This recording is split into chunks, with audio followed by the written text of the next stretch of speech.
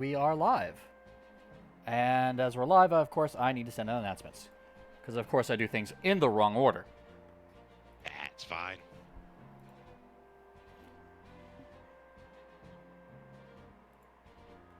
So hello to all the 0 people who currently are looking at this because I haven't, sent out the word to anyone. But that's what VODs are for. Is what it is. Anyways, welcome to another stream of Final Fantasy V 4-Job Fiesta with my co-host here, Bograt from Sound Goblin Gaming. Howdy. I did a little bit of money grinding from the last time that we did this.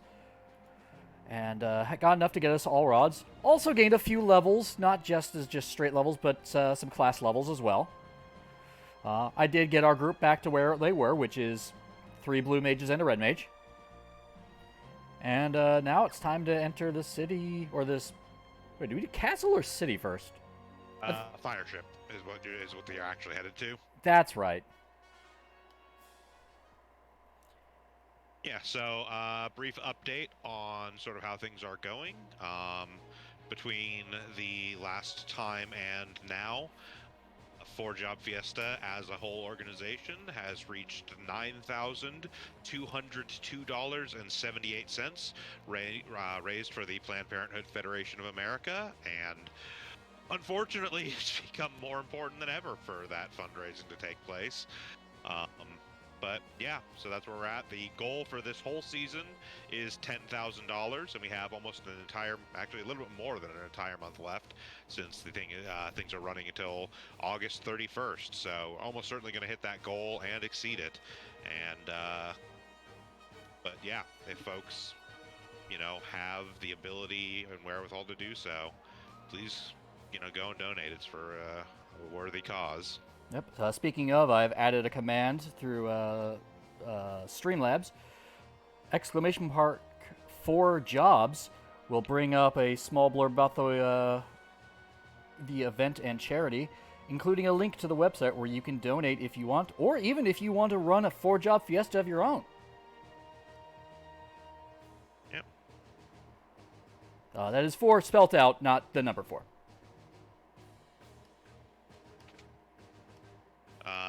And actual, practical application stuff. Since the Fiesta has officially begun, 779 people have completed their runs so far. Yeah, I definitely plan on completing mine before the deadline. Or 779 runs have been completed. Some people do multiple runs, so...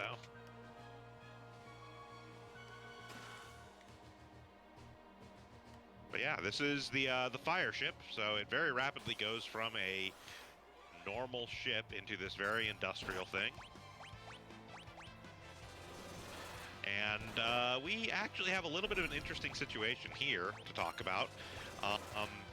The fire ship here, we will actually end up facing some... yeah, in case you can't tell, these guys are level 17. Yeah, leveled just a little, unfortunately. If I could have ground that money without leveling, I would have. It's fine. But, hey, Strider, how's it going? Hey, Strider. Good to see you. So one of the things that's actually really interesting about some of these enemies here on the fire ship, they have sort of a mechanic you don't see often at all in Final Fantasy. A lot of these enemies have things they only do if they're alone.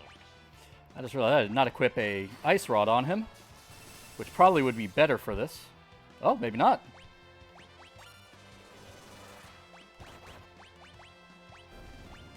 Yeah, there we go. I thought they'd be weak to ice since this is a fire ship.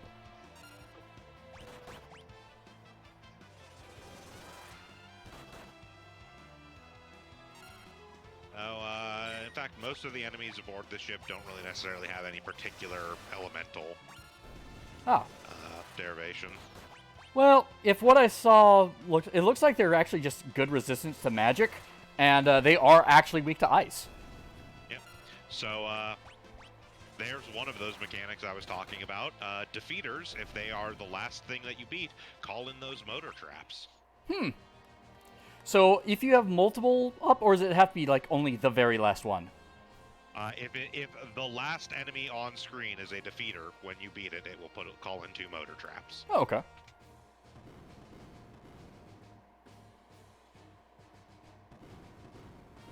Beep.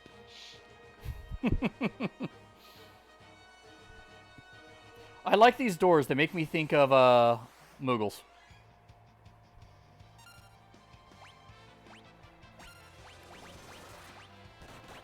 Actually, is that single target? Yeah, it's single target. Yes, Pawn's Chorus is single target.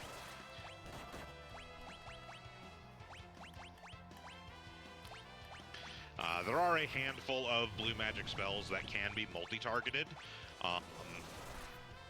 This game does still have the sort of old school Final Fantasy thing of, like, you know, elemental spells, for instance, are single target by default, but if you go all the way to the left and then, like, push left again, you'll target everything. Okay.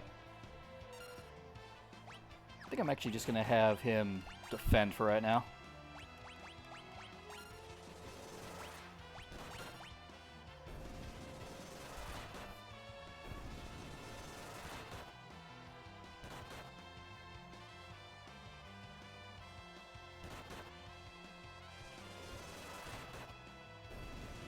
Oh, my preferred pronouns currently are he and him. It is something of a... In the future, I will probably be adjusting that. But for the time being, it's just much simpler to go with he and him. Thank you for asking, though. That is something I actually probably should start putting in tile stuff, you know, because I got the LGBTQ tag. People are going to ask. For reference, by the way, that spot over there is one of the other places that world map would show up if you hadn't grabbed it at Ship Graveyard. Ah. Is up on that catwalk we just left.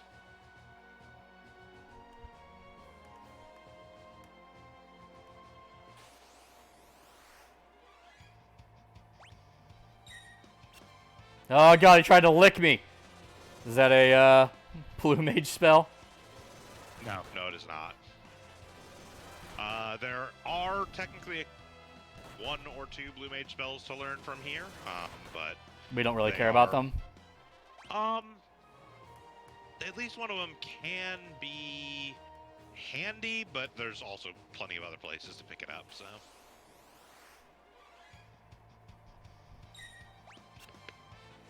Ah, it looks like Streamlabs failed to update properly.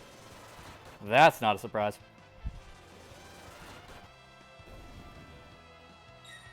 Alright, give me just a second. I will post the actual link.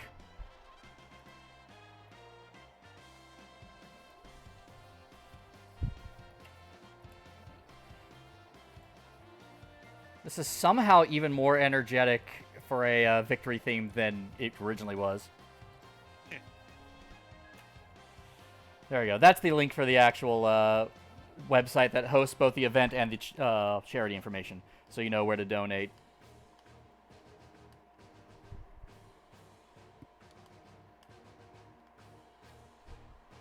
Yeah, no, that's my fault. I should have tested the thing instead of expecting...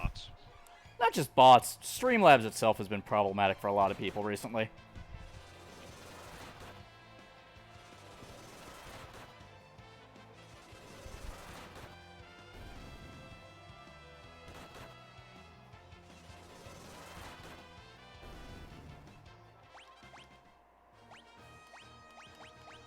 Magic.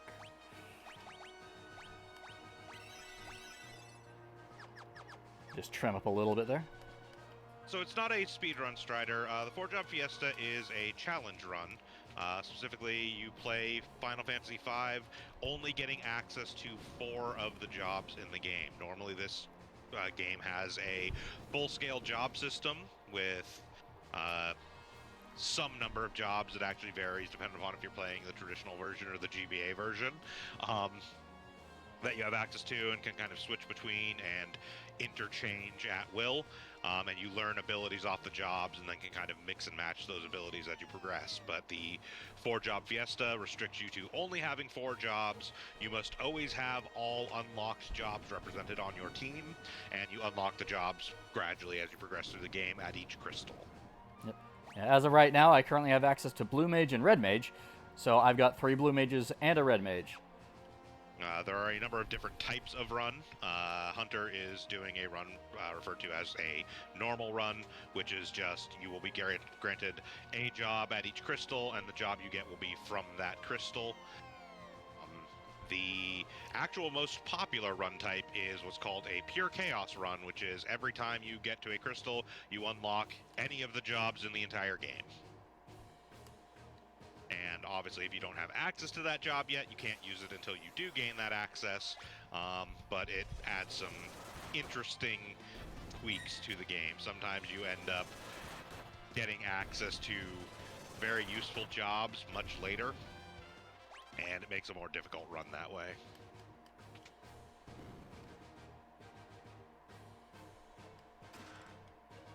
Moonring Blade, is that equipable by anyone? Not at present. Okay. I don't think it's going to be equipable by anyone you're going to end up with. Traditionally... Ooh, no, probably not. If you hit confirm on it, it should actually show you... Or I think it might be... Yeah. Oh, Thief and Freelancer, okay. Have. I believe Ninja can also equip that, but...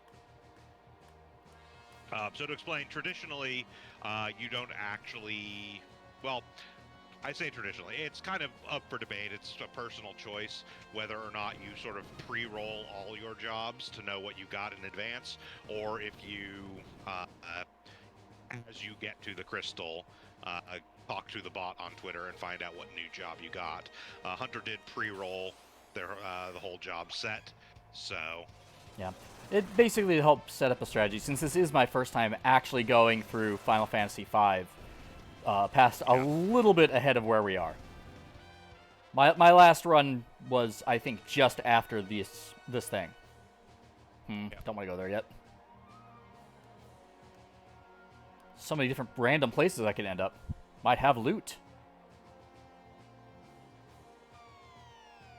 I'm willing to bet the 4th ends up right there as well. All 4 of them do actually go to different places. Ah. Now, as to whether or not all 4 of those places are useful, I won't say, but... No, all 4 of them do absolutely actually end up in different spots. Yeah, that Thief Club's there. That's an accessory that increases the chances of steel working. So in other words, it's money. Basically. Is Sap one of the Blue Mage spells? No, Sap is not. Okay. I remember hearing about that from the end of a, not 4-job Fiesta, it was a FF5 randomizer. That being said, the whole sort of SAP chain, so the status effective inflicts is referred to as leak, is actually massively nerfed in Pixel Remaster. Yeah, I heard. For better and worse. Yeah. Because it is across the board, and realistically, there's a lot more enemies that inflict the leak status on you than there are really times you care about inflicting the leak status on enemies. Except for that one boss.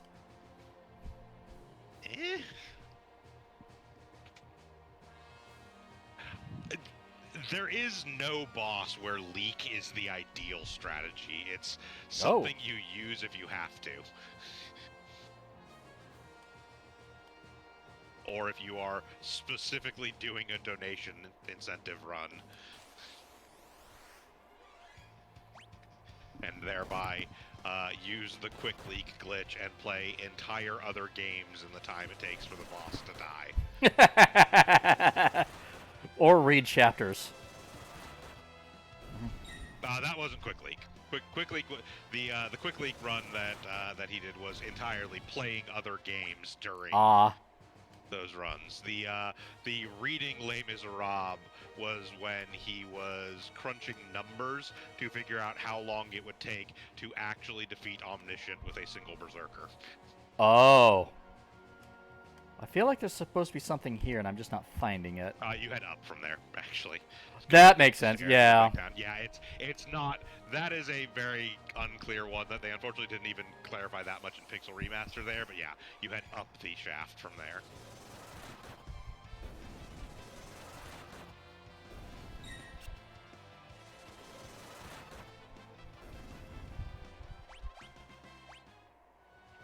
Ah, yes. Now it's Blue Mage level 3.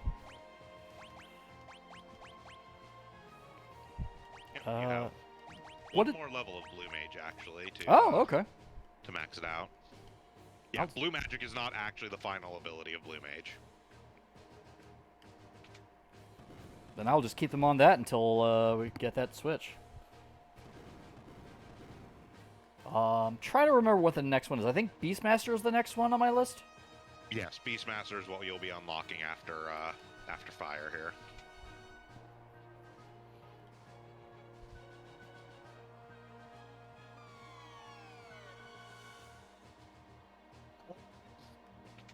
The lore for at least half the monsters in Final Fantasy Strider is we opened the D&D Monster Manual because, no actual exaggeration, the original Final Fantasy was actually a D&D campaign that I think it was Sakaguchi ran. Probably. Yeah, it's the reason, like, Beholders, Mind Flayers, they're in the Final Fantasy games because of that. Yeah, also one of the traditional quote-unquote Final Fantasy monsters, the Ochu, is actually just the Japanese pronunciation of Otyug. Switch puzzles. Past that point, though, most of it, you should hit that switch up top. Okay. I thought this side one was going to be the one to hit first. Nope. Okay. I mean, you can do it in either order, but you do definitely need to hit the switch up top. Oh, yeah. This is not a complicated switch puzzle, I'll just put that out there. Oh, fair enough. It is less about you having to figure something out and more about making you walk around a room and get in a bunch of random fights. Ah. Yes, feed me. Feed me. But yeah, other than that, a lot of the monsters are just, you know, somebody came up with a monster.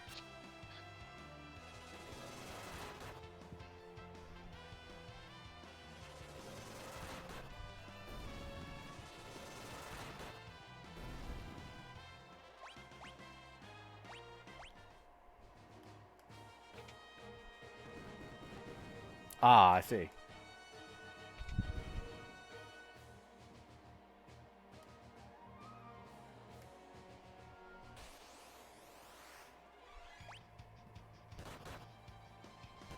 Oh, yeah, no.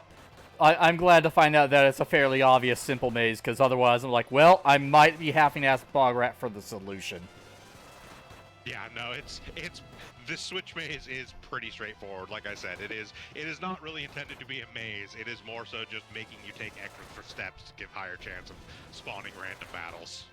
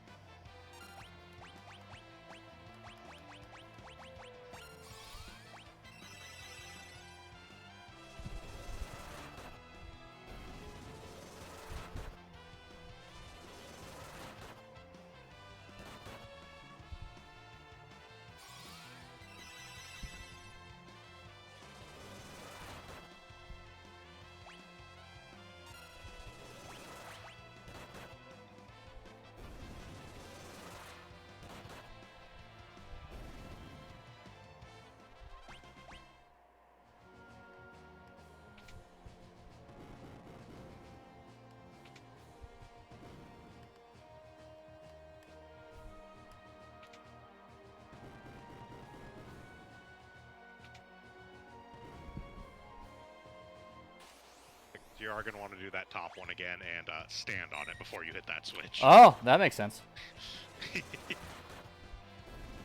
I thought I was going to have to reopen that one part of the bridge, and it would create a link. No, you just ride it. Yeah, I'm overthinking it. It's It's not that complicated.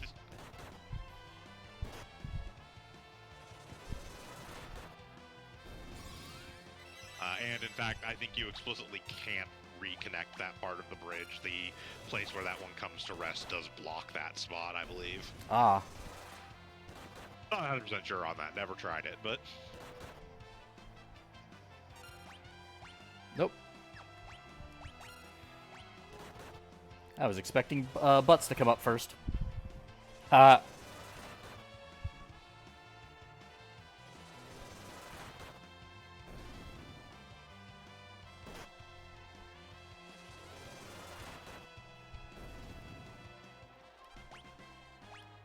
Yay, levels. Yeah, trust me, this is far from the most confusing place to navigate in the game. We'll get to the pyramid eventually. Should I be equipping a particular rod for this? Not really. Okay. If I'm being honest, as far as really both of these mage classes go, you are better off only equipping the rods specifically when you're intending to break a rod. Ah. Because outside of that, typically you're going to end up doing more damage actually just with, like, a sword in hand. Fair enough. Especially true for the blue mages when you're using Goblin Punch, because the actual attack stats on rods is garbage. Ah, that makes sense.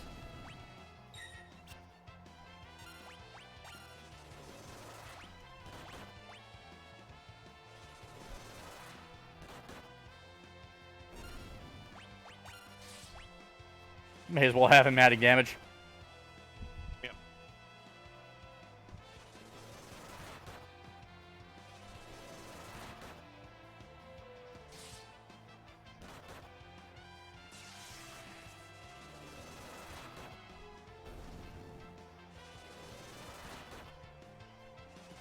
Okay, did I miss something? Why are these guys so durable?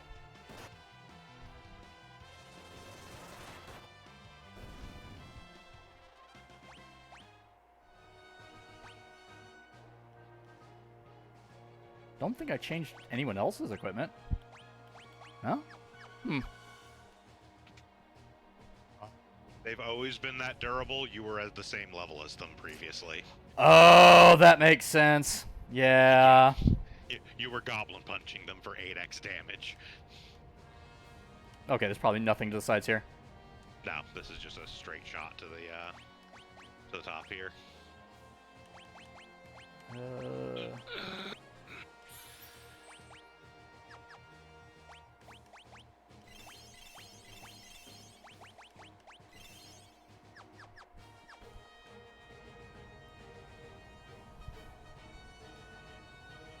What's the queen doing here? Surely she can't be evil. Oh, look! She's evil!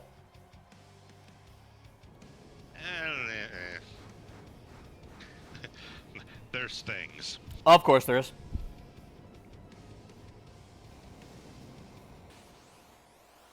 Ah, hot, hot, hot! Oh, hi, Liquid Flame. Yes, the fight against Liquid Flame.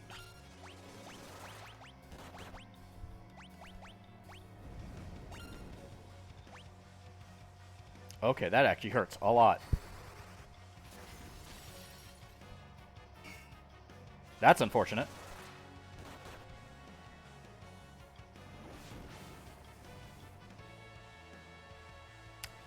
Well, time to break out the Phoenix sounds.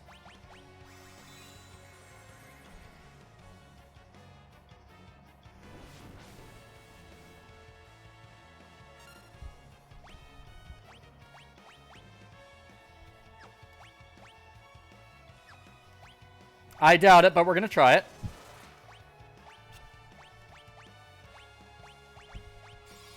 Yeah, good thought, but no. You cannot frog the living flame. Was immune to element. ice. Oh, I don't have Thundara. Yeah, Thundara yet. No, that's not at the same spot, I don't think. Either that or you didn't pick it up, I don't remember. No, it was not available. Okay, so immune to magic, except for fire, which heals it. Oh, that is an interesting spell.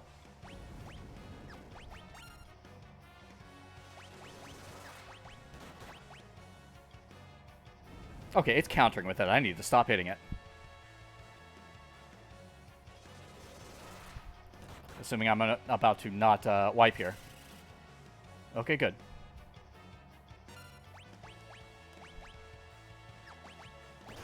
But Kira, nope. Oh, well, that makes that easy.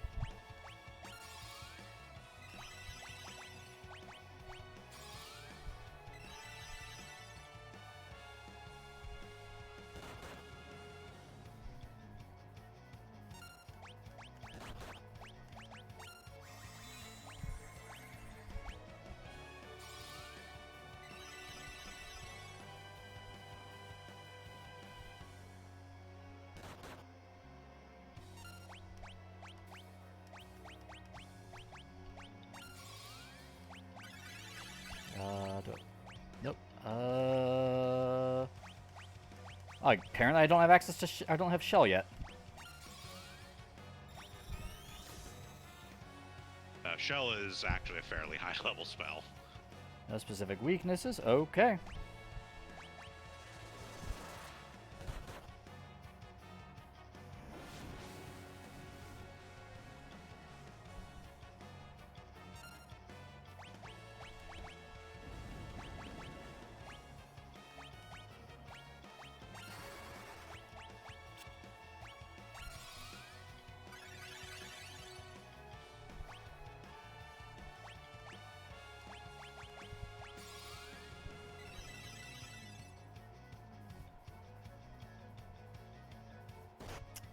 This is gonna be one of those slog battles.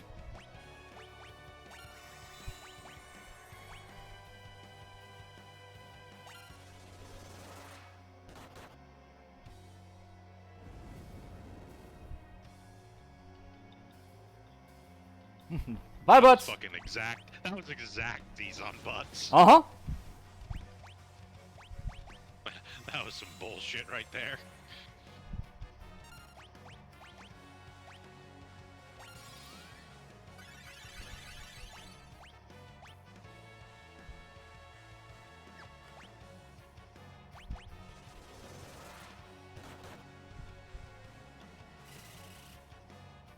He's already in the front. I'm actually curious about something. Yes, okay. It's based on what form he's in. Uh-huh. Who am I on? Butts, okay.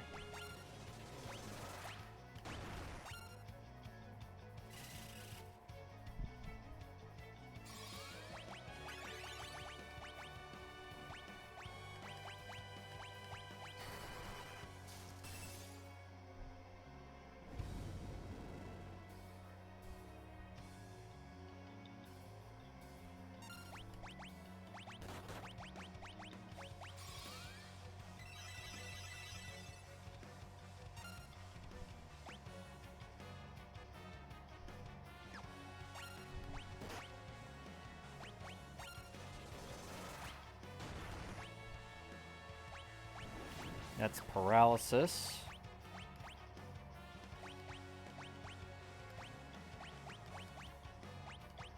Don't think I have anything to cure paralysis.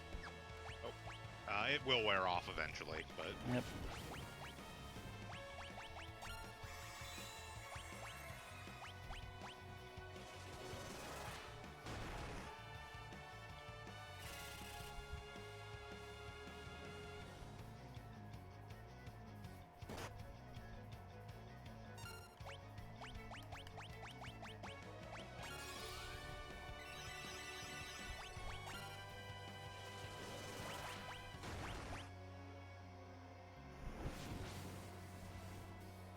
That's unfortunate.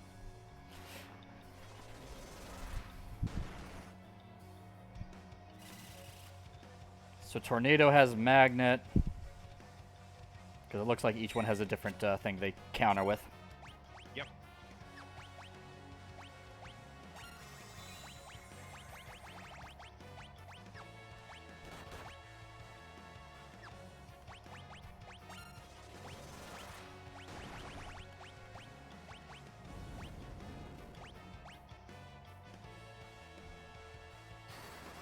Damn it.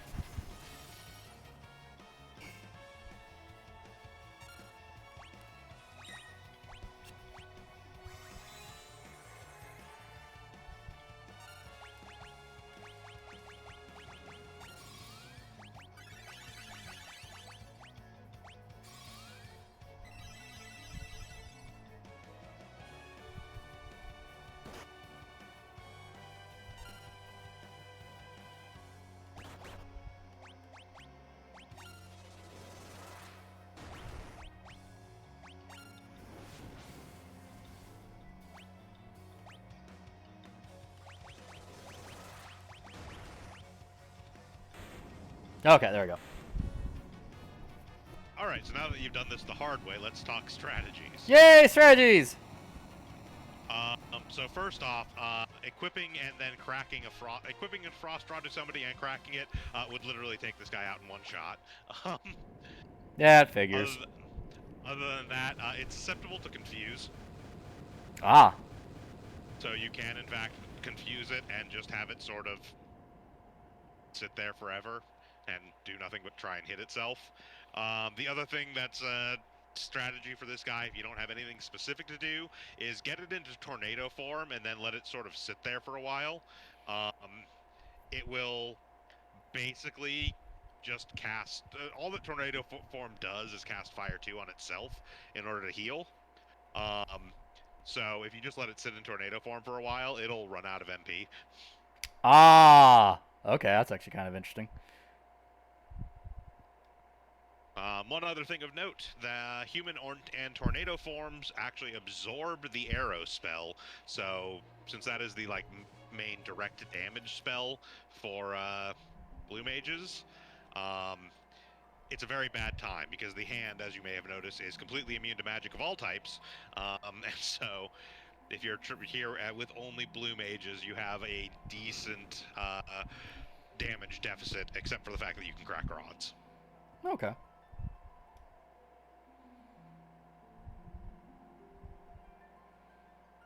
I'll be honest, I found that, well, it took a while, question mark, actually was doing some pretty good work. The only problem was, staying enough health to survive an attack. And still do decent damage with it, yeah. Yeah. Yep. It's the thing.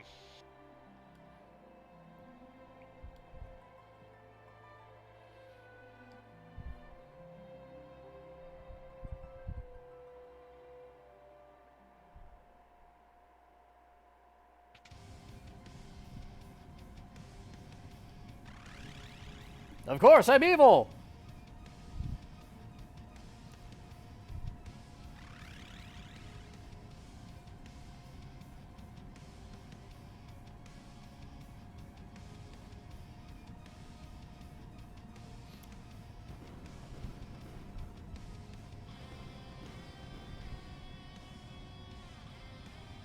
Why would you design a system that's very obviously going to drain this sucker dry?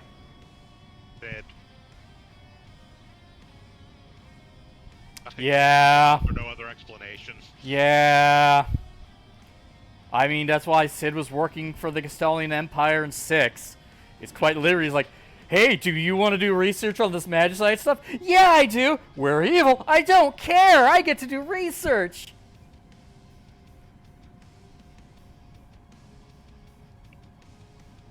I mean, to their credit, up until recent times, they were not aware of the fact that the power of the crystals was, in fact, finite. That's fair.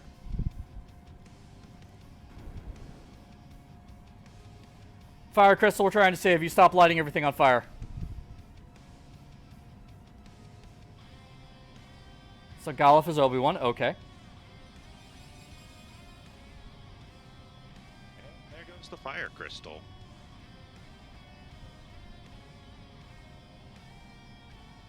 And there goes that werewolf. He wasn't just that werewolf. He was werewolf. Because apparently that was also his name. I don't know. No, he's just a werewolf. I'm glad he didn't bite us.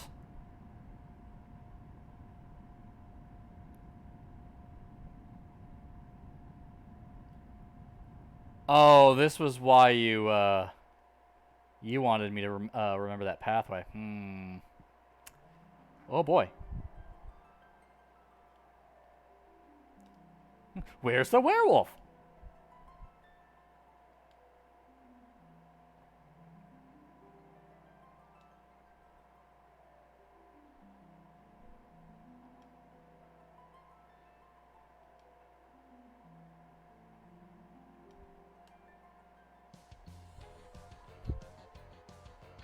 And it's a beautiful day for a race here at Castle Carnan.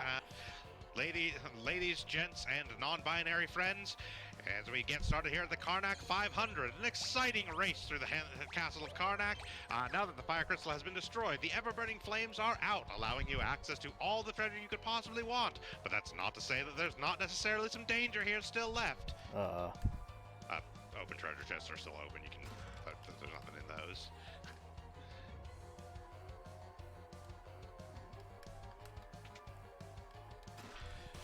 Monsters! Yep, there's a lot of monsters in a box here. It is worth noting, if you go back downstairs where you came from, the pot at the very start there is actually a healing ring. Ah.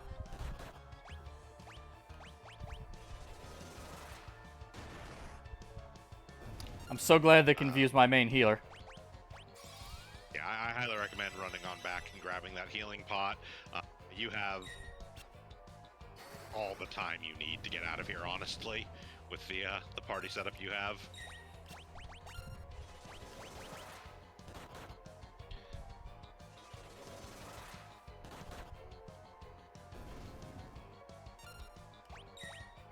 I don't think there's a single monster in a box encounter you're going to run into here that is not solved with a singular rod crack, as long as you're holding the same rod. You don't worry about it, just run on back down to the pot.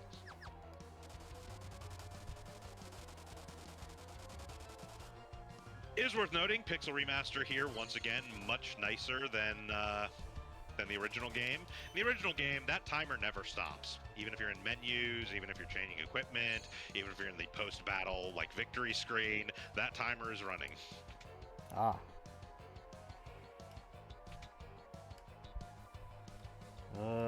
There we go.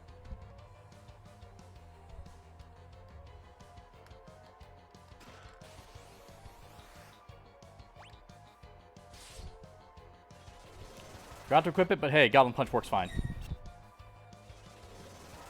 Until we level again. Yep. Ooh. You're never going to be able to use it, but... Oh, that's unfortunate. So this is the only actual random encounter you will run into here. This is something you can probably get away with autoing, but there is a probably easier way to handle it. If you kill that sergeant, the dogs will just run off. Ah.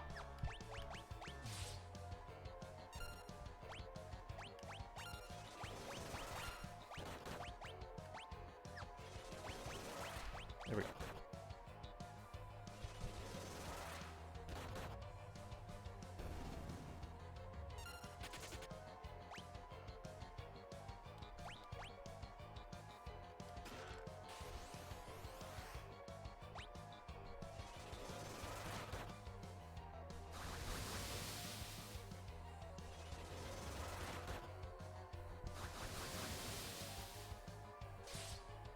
I am going to highly recommend doing some rod breaking for some of these chest fights, just because, again, you do have a time limit, and there is, I will warn you, a boss fight at the end of this. Ah, okay, I was not aware of that part.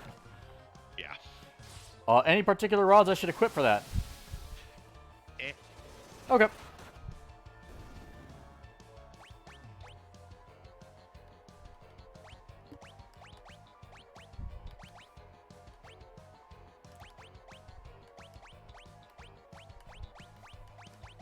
I would probably hang on to Thunder Rods for now, so don't crack any of those here, just because there are a lot of things later on that you'll want to use Thunder Rods for, but especially with how many you have at present, you'll be fine for quite a while.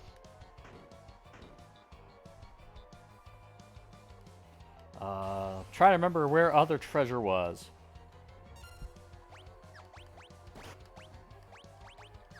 Items. Oh, there we go. No. You don't crack the one you have in hand. You go to the ones from your inventory. Too late. We'll fix that. The old way that you do it was you would crack the one you have in hand. What the Pixel Remaster specifically did was allow you to have one equipped and then crack one from inventory, thereby giving it the actual elemental boost from having the equipped rod. I don't have any other chests to get, right? Not on this level, no.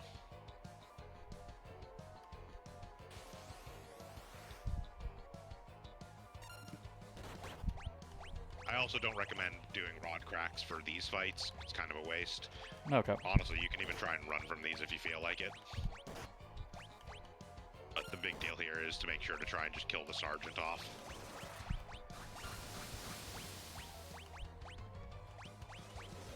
There we go. That's how you single target that.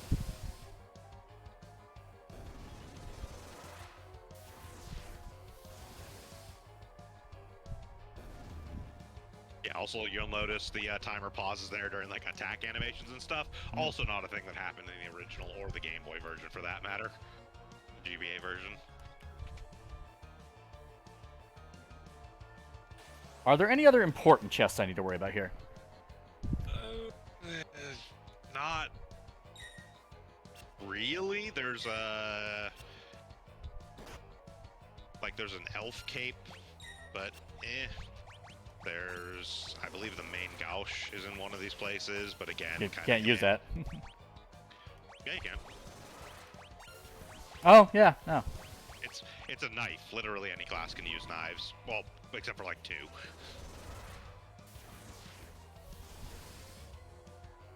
You don't need to run now. They're gonna run off.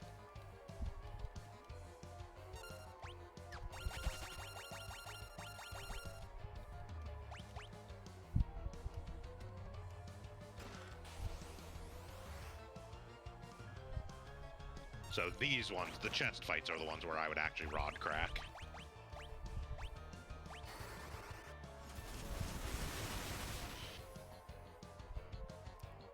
I feel I should have bought more. Just because how good that actually is. I mean, you're not going to be without opportunity to do so. The town remains after this. Excellent.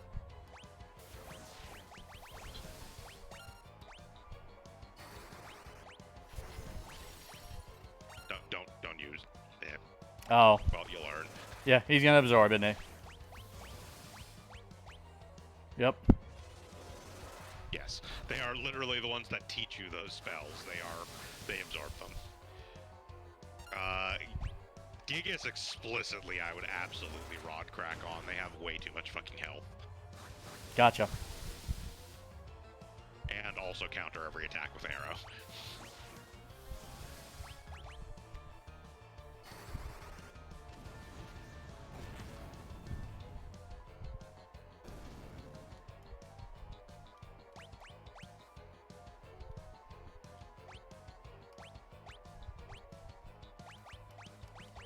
Actually, no, I have a decent supply of healing items for a reason.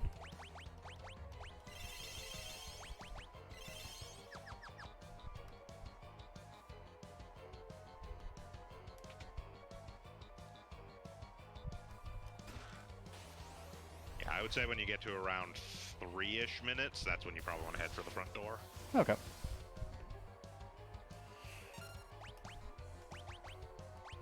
Specifically because there is, and I'll just tell you this in advance because it is extremely missable, and if you do miss it, yeah, you don't get it until much later. There is a blue magic spell you absolutely want to learn off the boss. Ah.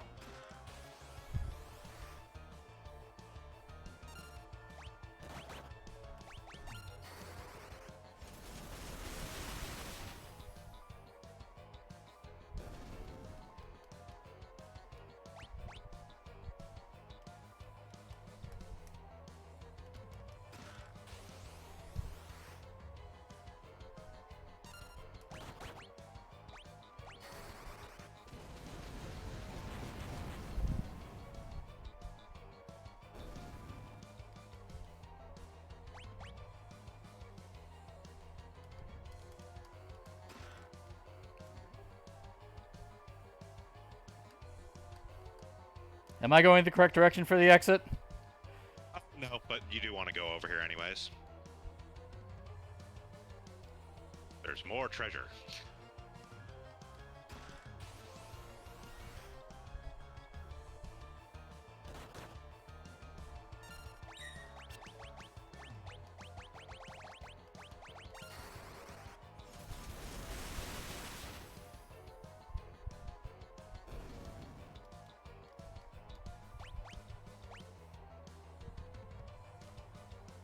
Okay, then.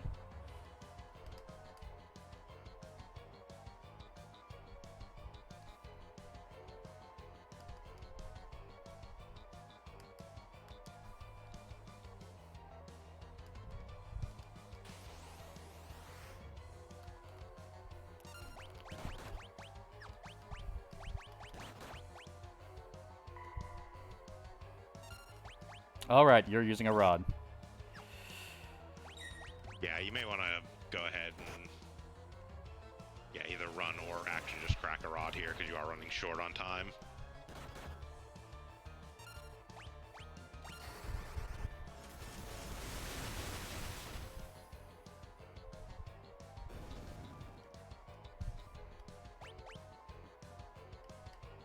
Down. Upstairs.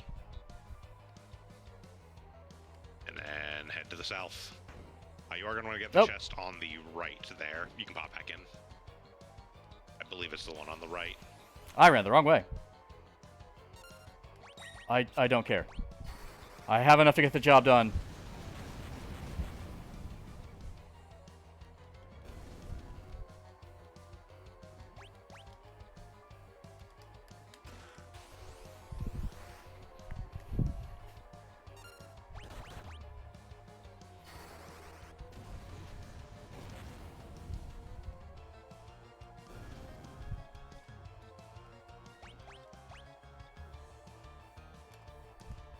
Yep, there you go. Oh, was that what I wanted? That's what you needed. Yes. Okay. Well, we're gonna check this one anyways. I got them backwards. I haven't actually done a run in a very long time where I had anybody with white magic, so I always forget which side is that. Ah.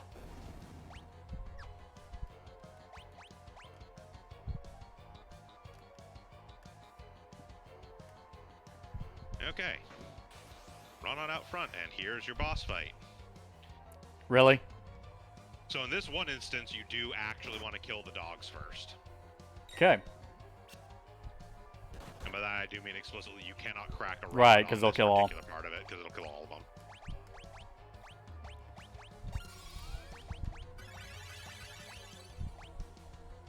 them. Would Era be good?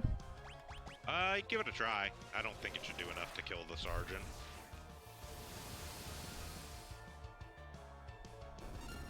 Well, there we go. There you go.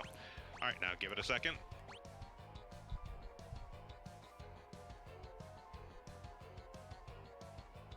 Yes, I wish to know. 2 minutes, please. Hurry up. Oh, you don't have to worry about it. As soon as he uses the spell you need to learn, you can crack a rod in his face and you're good.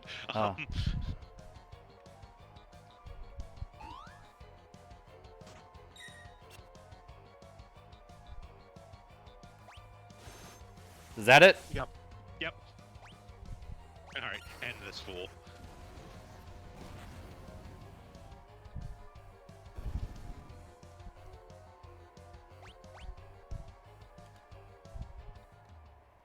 Alright, made it.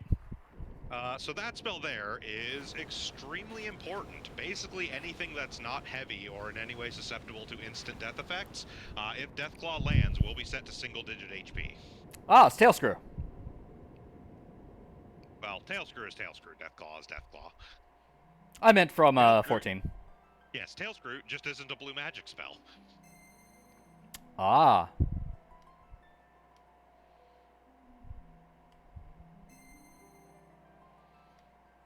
Beastmaster.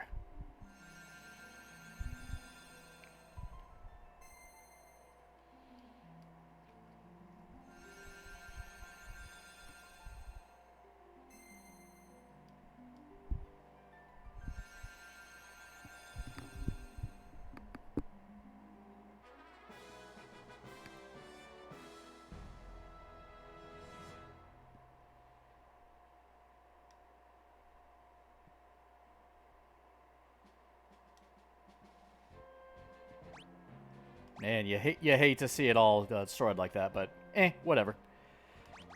All right. Oh god, it looks so stupid yet so great.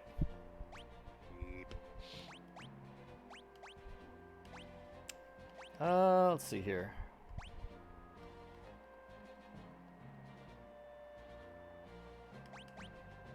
We have enough people who have learned wrong right now. Oh, it's a good thing we got that main gauche. Yep.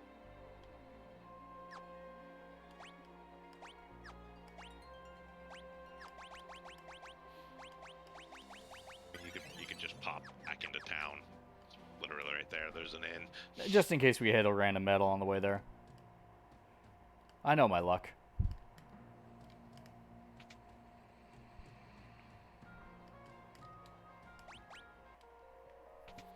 Yeah, don't I would pay. also consider. I would also consider grabbing a few more rods because you need to go through quite a number of them there. Oh yeah. Maybe get back to about 5 of each. Oh wait. Weapon shop, right? Yep. Yes, they are technically weapons.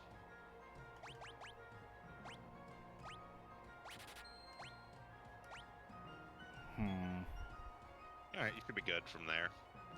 I mean, they're actually not that expensive. I think I'm going to put them up to 10 again. Fair enough. You should also talk to that dude standing in the center.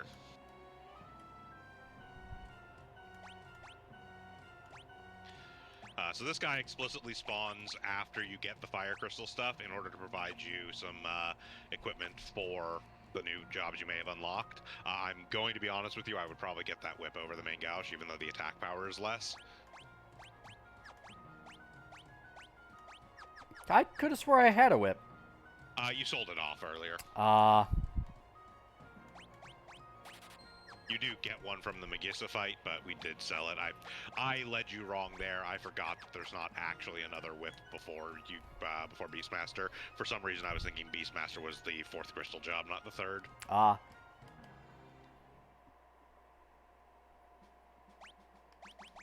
Well, let's do a save after all that work. Yep. All right, so where to now? Well, there's a conspicuous wall now missing. Funny how that happened.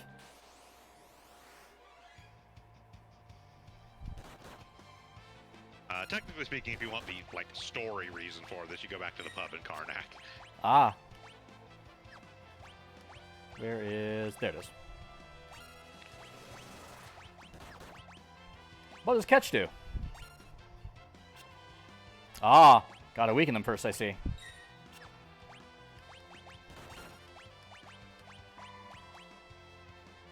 Oh, and I need to switch them back to not rods. I just realized I was on mute there. So what I was saying is, yeah, so you need to get them down to about 20-ish% health, and then you can catch them, and once you have caught a monster, you can then release it. And it will do a thing, depending upon what the monster is. It's the primary ability of the Beastmaster, and has some pretty significant uses once you learn what things are good to actually catch.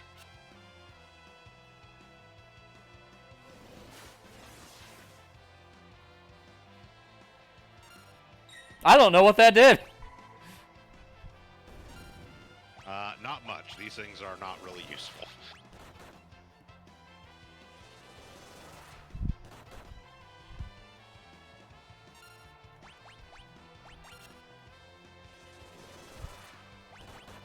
That being said, there are some things. So Beastmaster is a mid to high tier class with a whole lot of potential, as long as you're willing to remember an awful lot of monsters. Okay.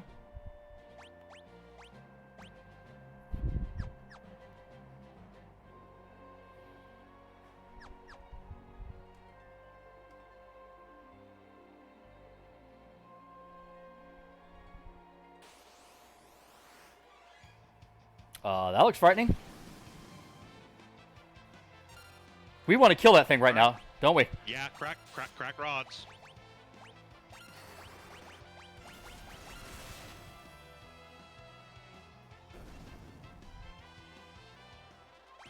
Congratulations on learning Aqua Breath. And, yeah, try and stay out of the desert as much as possible. Will do! There's the town. Well, the library, but yes. We're near a place where... To answer your question, what Rainbow Wind does is it technically inflicts darkness, silence, and HP leak, except most of the, the Aegers themselves are immune to most of that, so... That makes sense.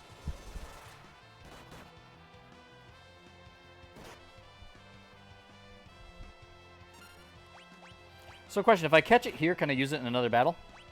Yep. Catches will maintain across battles until you release. They will also maintain if you change jobs and no longer have catch on. it will still remember what that particular character has caught. Do they have something to heal inside, or should I just tent? Yes, there's a healing.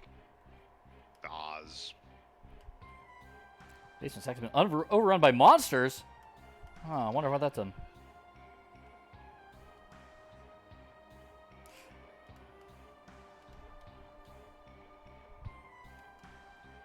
Yeah, so if you had gone into Karnak and gone into the upstairs, you want to go up first.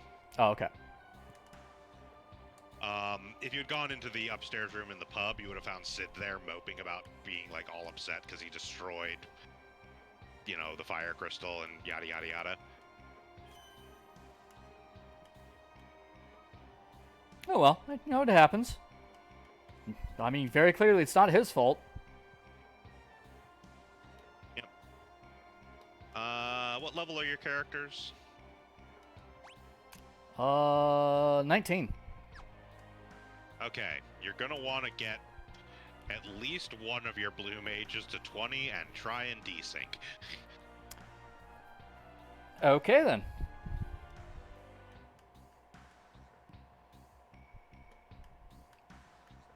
Is that something I can do down below safely, or?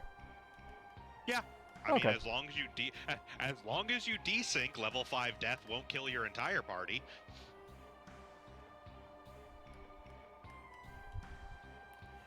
Would burn the possessed books for us.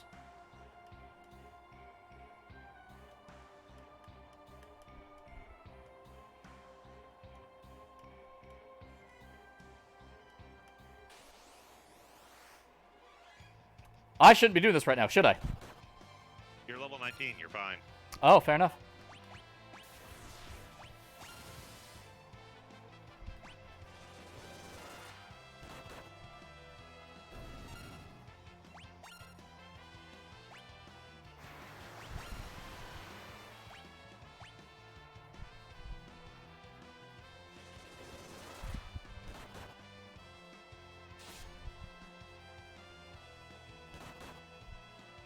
There will be more of these, right?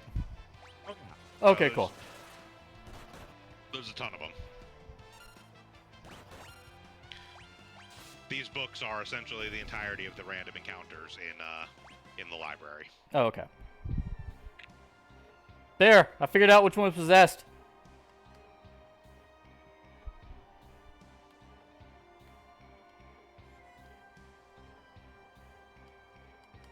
With that in mind, let's do a quick recovery.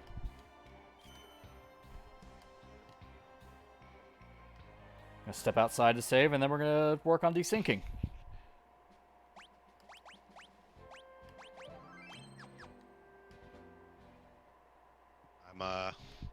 I'm not sure I would have recovered if my goal was to desync the party, but Habit.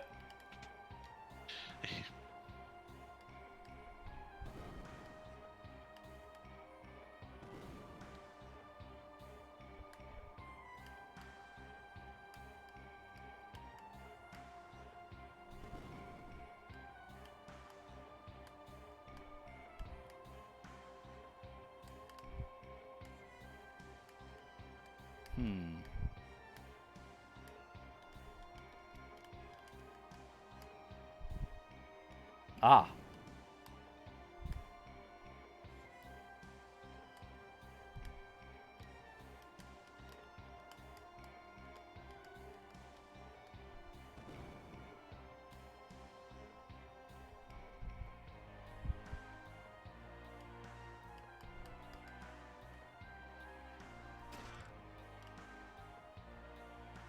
Surprise note. There we go. Just had to talk about it. yeah, you actually don't get random encounters until this screen. Ferris.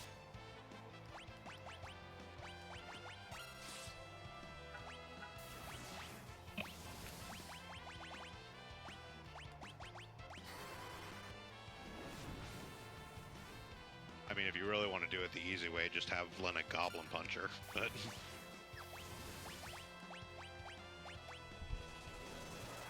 Oh yeah, true. Same level. uh-huh.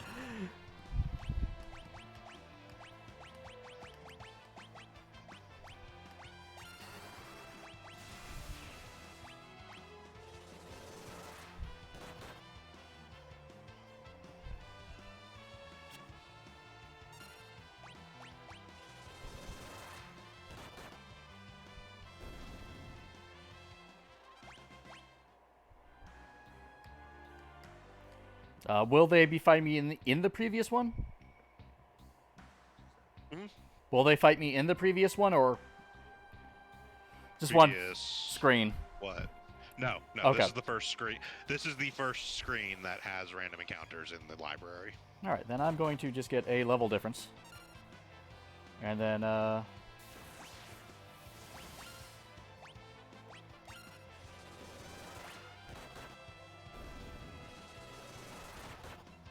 is this form particularly weak to anything? If I remember correctly, most of the pages are weak to fire, but That actually makes sense, seeing what we were told.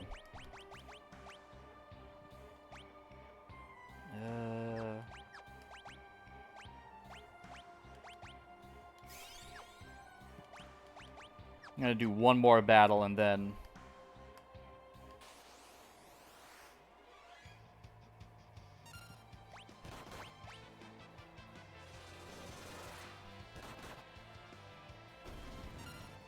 yeah, unfortunately, there is no way for you to have learned the Fire Blue Mage spell by now, but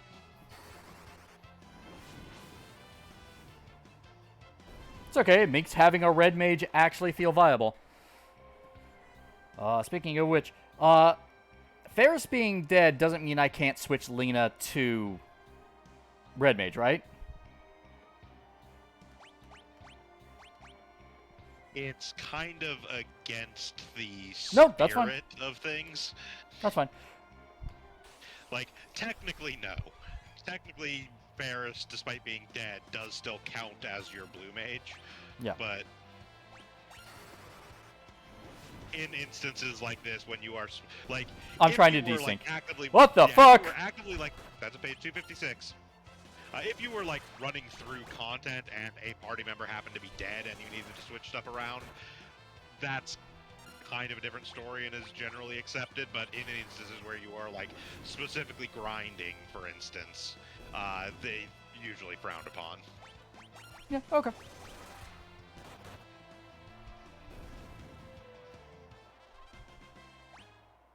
Alright, Butts is leveled up. No, he job leveled, not Oh, he regular job leveled? Okay. Yep. What did That's that? why he learned Calm, which is actually also a fairly important ability for Beastmaster. Not as important in anything but the Super Nintendo version, but Will I automatically have that available to him if I'm just in the class? no. Anything with a exclamation point like that, you don't bother with it here. Yeah. It's useless in the library, but anything with an exclamation point is an active ability and has to be set as your second active ability. Oh, good lord, I just realized how little XP these things are giving. Yep, it's going to take a while.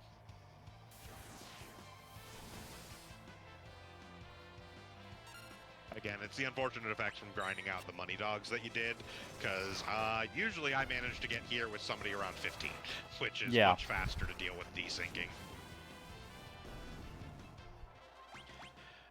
That is one thing I believe I brought up last time around, but is worth reiterating, is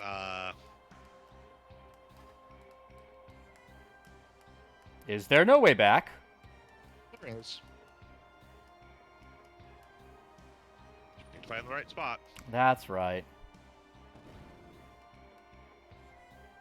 Okay, I see how it is.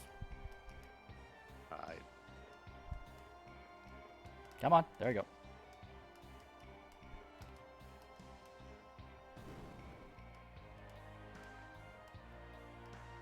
But yeah, because of the sort of interesting, almost puzzle-like nature of this game, you can end this game much lower level than most Final Fantasy games, with the exception of like Final Fantasy 1, where the level cap is 50 anyways. This game, pretty typically, unless you end up, especially for 4-job Fiesta style, unless you end up with a party where you have to grind levels in order to be able to survive attacks, you can pretty reasonably beat this game in the mid to high 20s. Trying to see if the XP is better out here.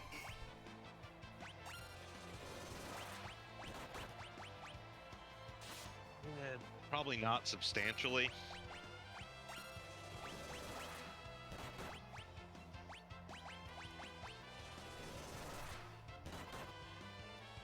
Go to sleep, Ferris.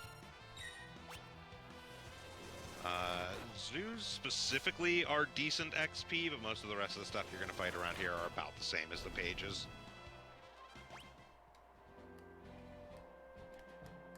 What about in the forest?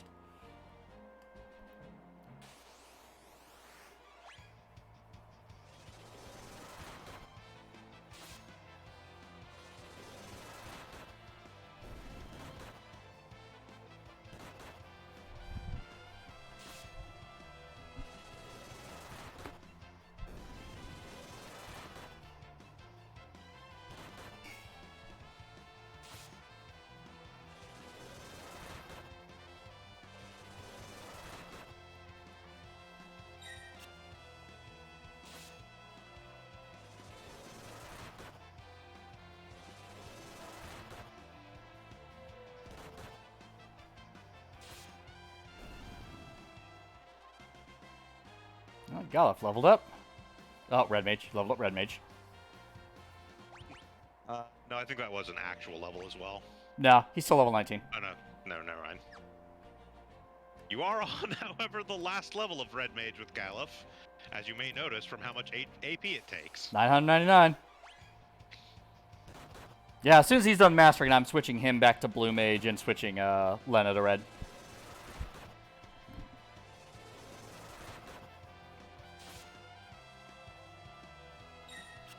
However many years that takes, because I think I get 1 HP or 1 AP per kill. If you're really interested in mastering it, we'll get access to something in a little bit that'll make it much easier. Ah. Well, so I'm doing this the long way.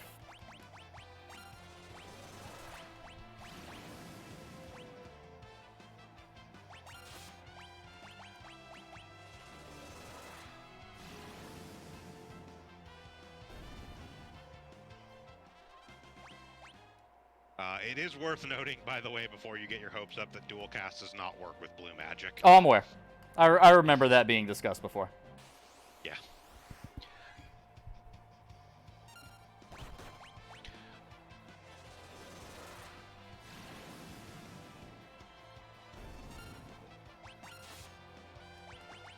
Yeah, blue magic in the non-GBA versions of the game is the one specific magic type that dual cast does not actually work with.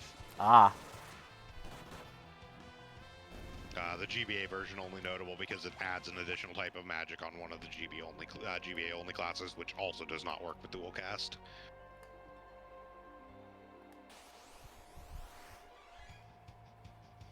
But like, if you have dual cast available, as long as you have access to a other form of magic, you can dual cast that magic. So, like for instance, if you put dual cast on a time mage, they will inherently have red magic level 3 and time magic that they can dual cast. Likewise, white magic, black magic, or summoner.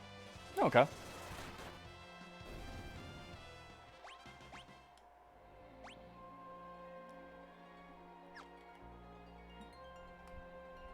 So, Red Mage in and of itself, not exactly a great class, although, as I discussed previously, I think it's a lot better than people give it credit for, just because even having, you know, 3rd level white and black magic still gives you access to an awful lot of utility spells. Yeah.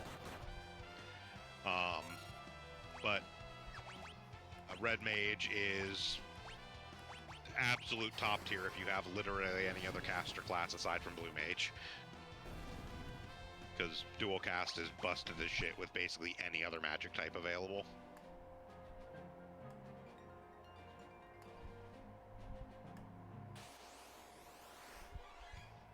Although you do tend to very rapidly drain your MP if you're dual casting anything decent. I mean, that makes sense.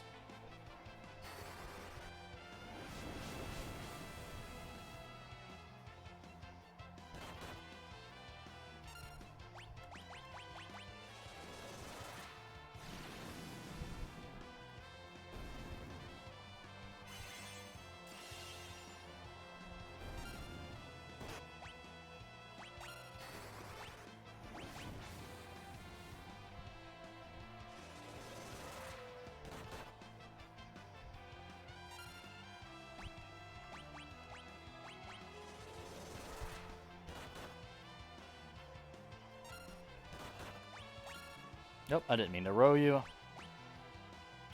Nope, still too strong. Interesting.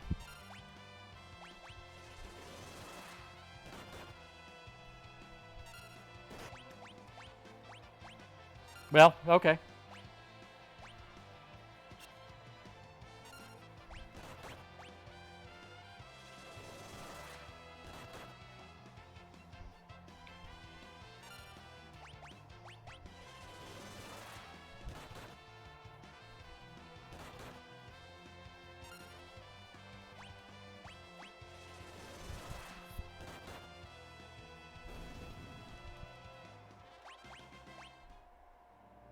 Oh, mithril gloves.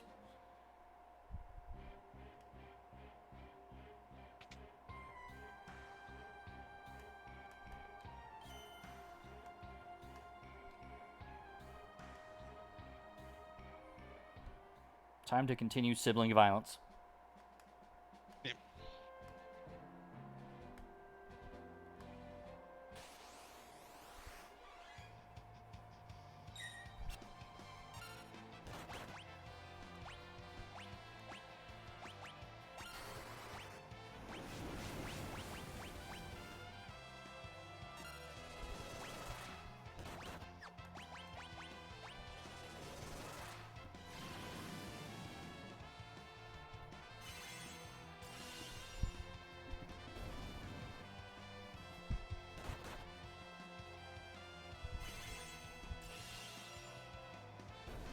That was a choice.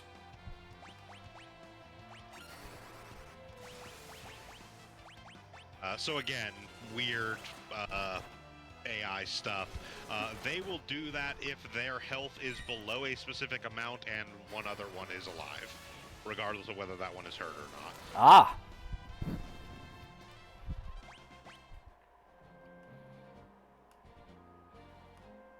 Give me a zoo.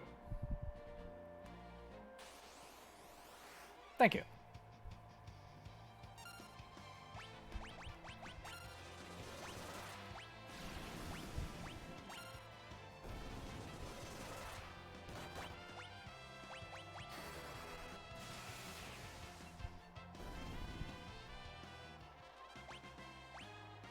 All right, there's some actual levels. Yep, and I believe at least one of, I believe Lena was one of those, so that Yes. is a blue mage that is at 20, so you're good now.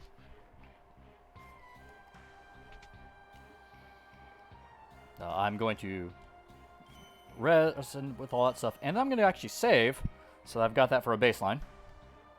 Yep, not a bad idea. Because it's technically not guaranteed that page 64 will show up in any given fight. Yeah. Like, granted, he did show up in every fight that I did. But that's just my luck. Not always the case. That was the wrong way. It's like, now I'm not going to see him ever again. Yeah, no particular page is at all guaranteed in any fight. Like that one time I got there's like 5 or 6 page 256s in a single fight, and that was it. Huh. It was extremely annoying. There. It's the little mark on the ground. There you go.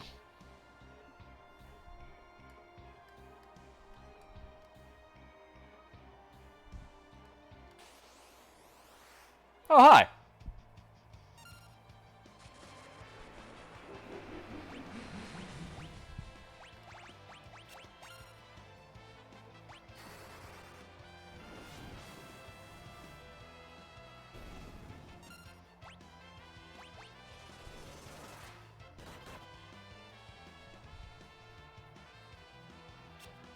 Yeah, good luck with that.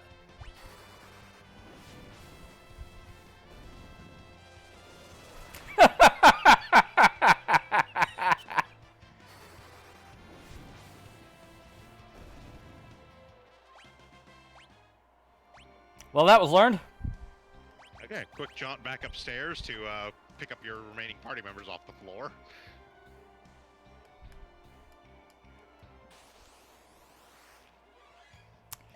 So that's how you want it, huh, buddy?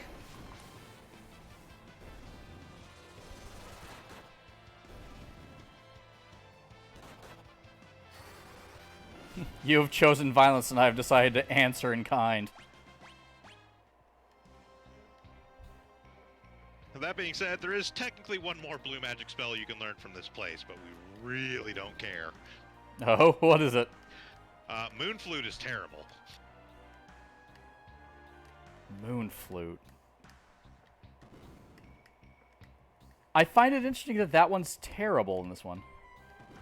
Because that is actually like one of the key spell ingredients to the disgusting blue mage stuff you can do in 14. Yep. In this, all it does is berserk your entire party. That's a no.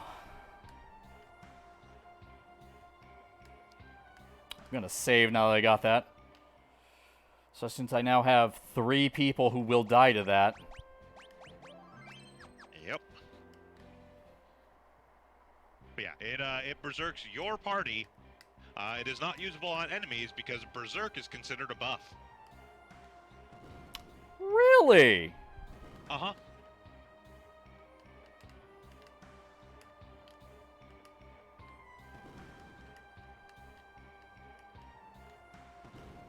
It's one of those things that I understand in concept because, you know, it does increase your strength. Yep. You just lose control of your characters, which, you know, being computer controlled anyways, literally just a buff. Oh boy. Quick, burn it. Oh, I did not mean to do that, but okay. Strictly speaking, if you get Beastmaster leveled up enough, you'll also gain Control, which will let you get one other spell out of here, but we'll see how that goes. Are you able to come back to this place? Oh yeah, no, the library's here for technically the rest of the game. Okay. That's right, that's how you do it. Also, here is why it doesn't matter that much if you get Era from those Gigases, because the page 32s also throw it. Okay.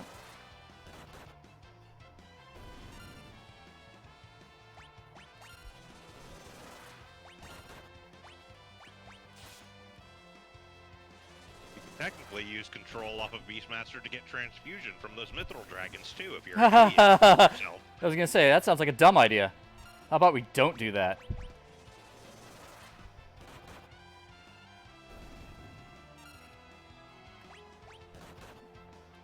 I don't know what that is, and I'm just gonna heal. Page 128.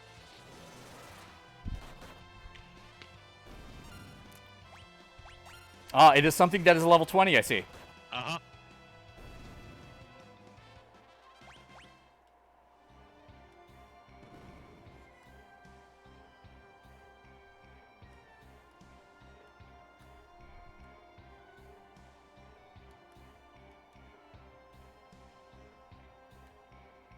Hi, Ifrit. This is a dumb idea, isn't it? Yeah. Okay, I'm not here way too early then, I guess.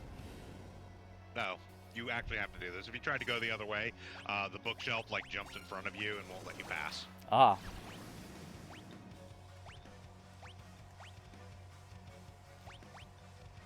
Hmm.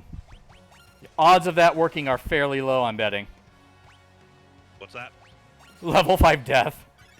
No, he's not a multiple 5 because I'm not doing super high damage with Goblin Punch.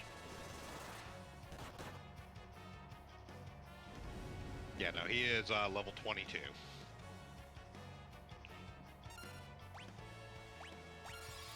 Also, fairly certain he's heavy, so it wouldn't have worked anyways.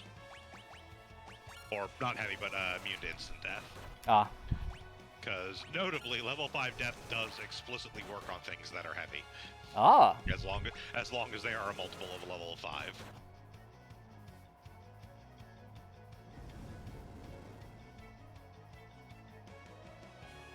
It is, in fact, one of the extremely funny things about level 5 death is it does allow you to instant kill things you are not supposed to be able to instant kill.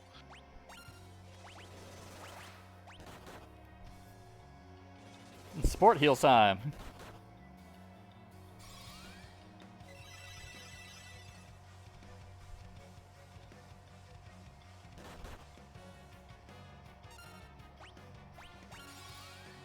Though actually, I suppose I could actually switch her to Red Mage. Yeah, good.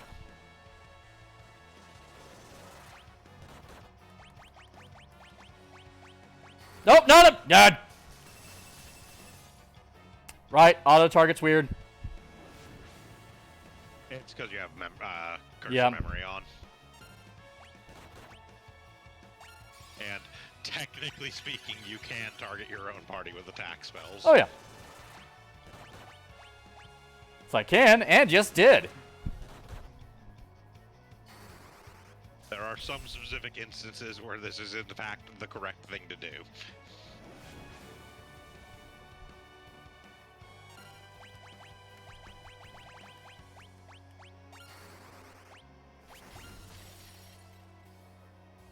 I'm doing this the dumb way. You eventually got there. Wow, you have a lot of health. Oh, okay, there we go.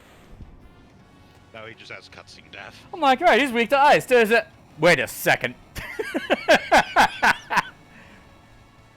Yeah. Technically, you still would have needed to do a little bit. He has 3,000 HP.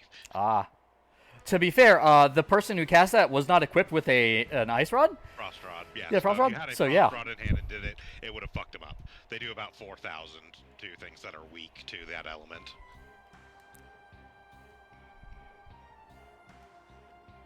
Now we're going to make that trip back just so I can get MP back.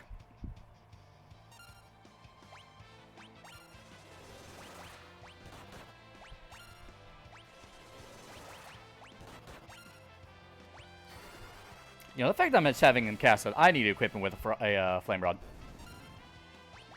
Yeah, not a bad idea for the run through here.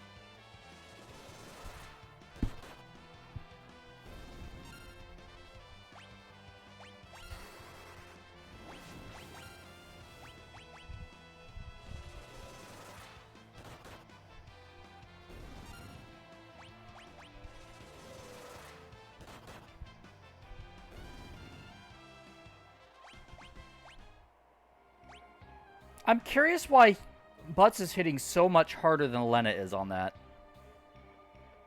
Thresholds. So again, at certain levels, basically certain thresholds are hit.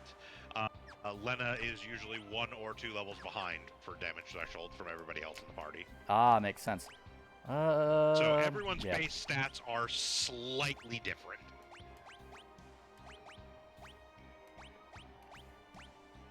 Is what it basically comes down to. Galuf generally has slightly higher vitality than everyone else. Ferris has slightly higher agility. Butts has slightly higher strength. And I believe Lena has slightly higher magic. Wouldn't make sense. If I remember correctly. It's usually only enough for like a 1 level difference, essentially. Helps if I pick like, the right character for that. Yeah, basically when Lena gets to level 21, she'll do the same damage with Goblin Punch that Butts is doing at level 20 to level 20 things. Ah. If that makes sense. Yeah.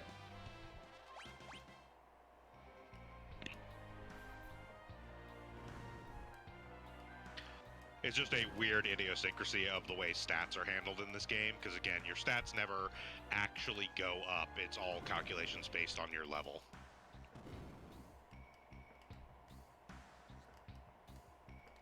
I always forget that one. You need to actually check the bookshelf. Yep.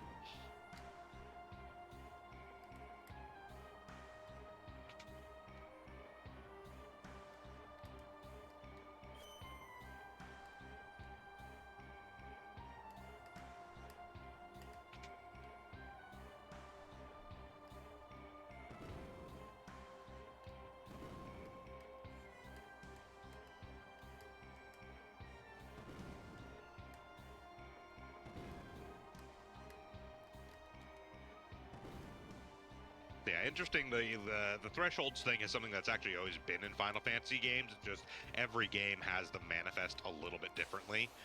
Like if you go back to FF1, for instance, there are certain stat thresholds at which you get additional hits when you attack. But they're basically, and so since different classes than that, increase stats at different rates. Different jobs will get different attack numbers at different levels.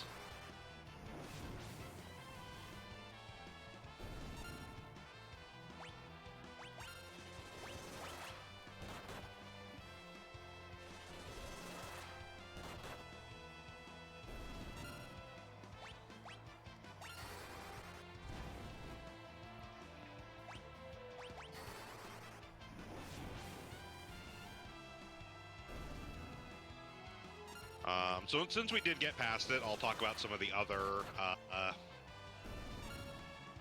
strategies for Ifrit there. Okay. So obviously you found the real trick, blasting him with a ice rod. Other things that work. I saw you did try to cast Aqua Rake. Interestingly, Aqua Rake is actually non-elemental, so it's not particularly good against him. He is actually vulnerable to blind, so if you had gotten Frost from the Fire Ship, which was the one that we missed out on there, you could use it on him, and it actually makes his physical attacks pretty high chance to miss. Oh. Asshole! The other thing that you can, the other couple things you can do is you can use the Zoods from outside. What Breathwing does when you release them is it's actually a 25% HP hit. Okay. So that will work. And the other thing you can do is, so while he is not normally vulnerable to any sort of instant death, the Bandersnatches back near Waltz that you can catch have a 50-50 chance of causing instant death on him when they release. Huh.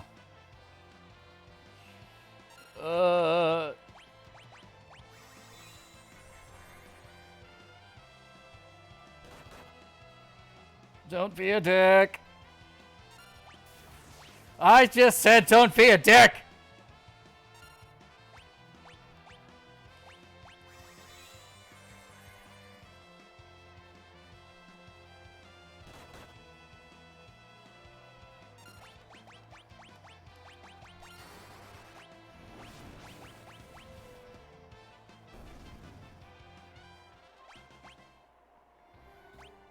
Okay. So, new plan. I'm going to go out and grind levels so that a majority of my party is level 21. Fair enough.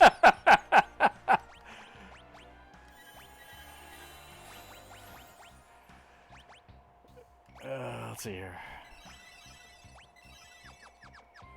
That should be enough to make sure I make it to the heal pot.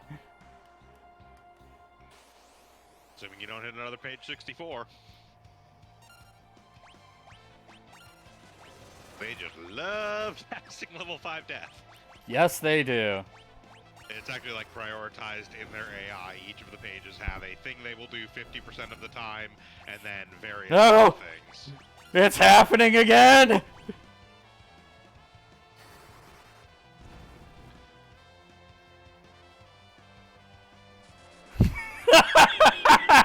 Fuck it! Run!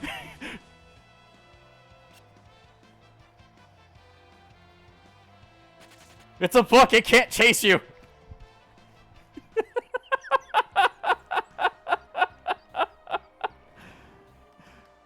Yeah, page 64 is there. Will do level 5 death roughly 50% of the time. There we go.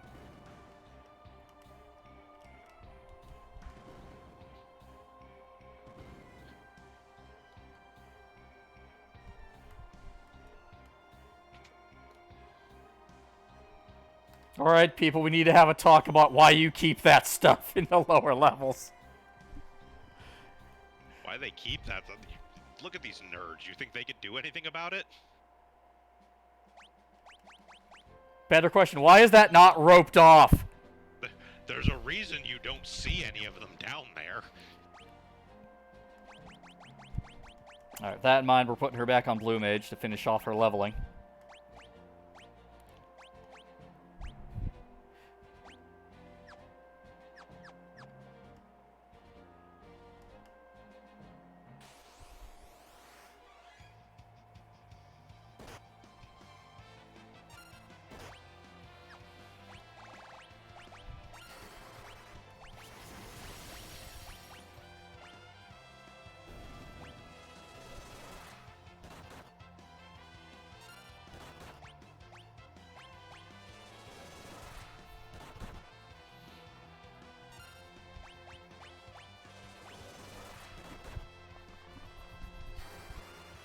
Was not expecting this to be a leveling stream, but here we go.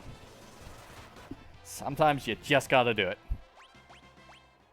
It does suck that the number XP they give you right there is split between all live party members. Yes, it is specifically that divided between your party. It is not each party member gets that.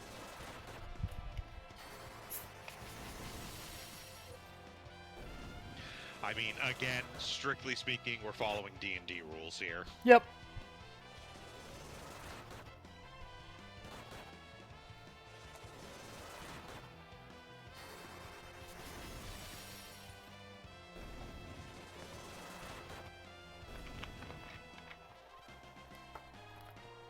And all of that only gets you 1 ability point. Yep. Most fights get you 1 AP. There are specific places you can grind out AP. Fair enough.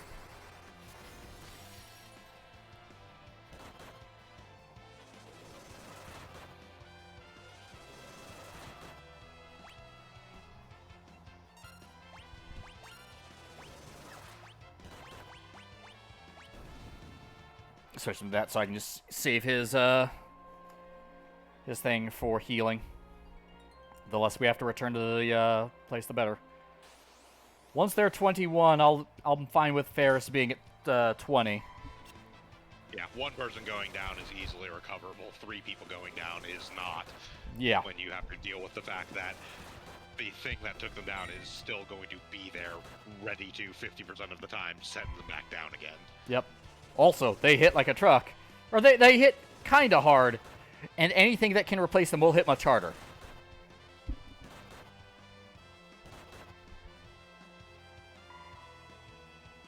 Oh, I need to switch him back to actual weapon.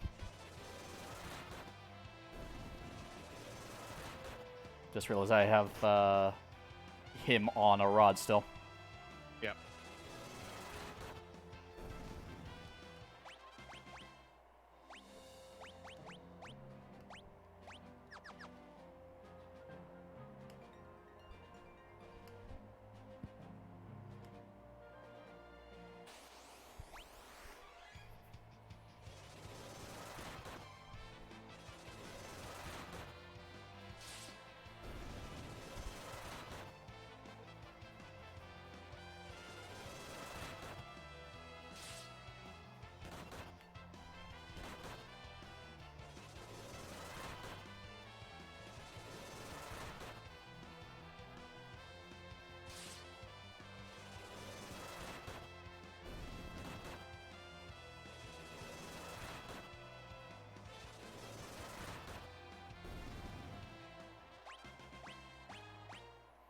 And now everyone will be killed. Yep. How much further do we have to go? Ooh.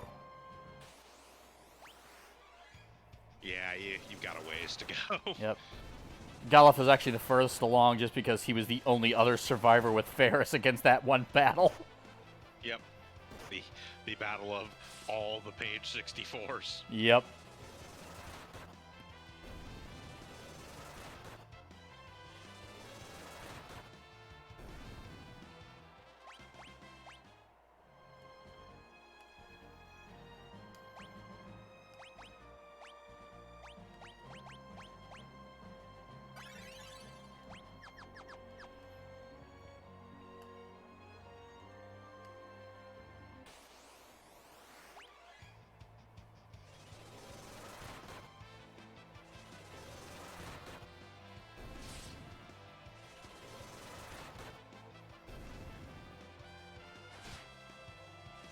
Oh no, silence!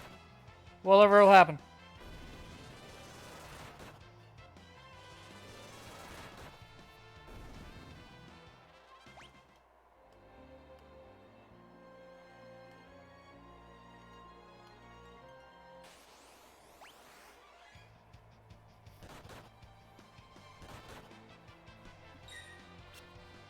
Critical attack, miss.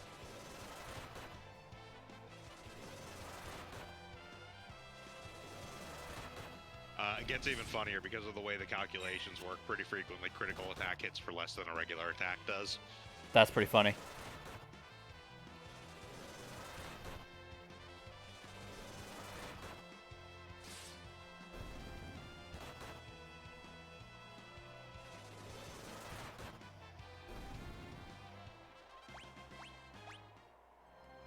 Sounds like some of my fireballs in D&D. Oops, all ones.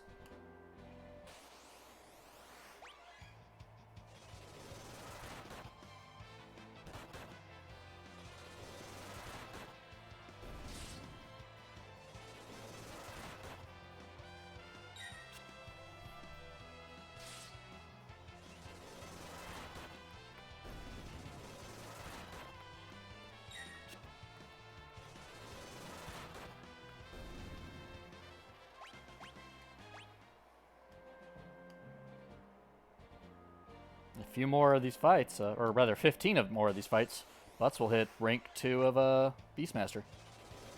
Yep.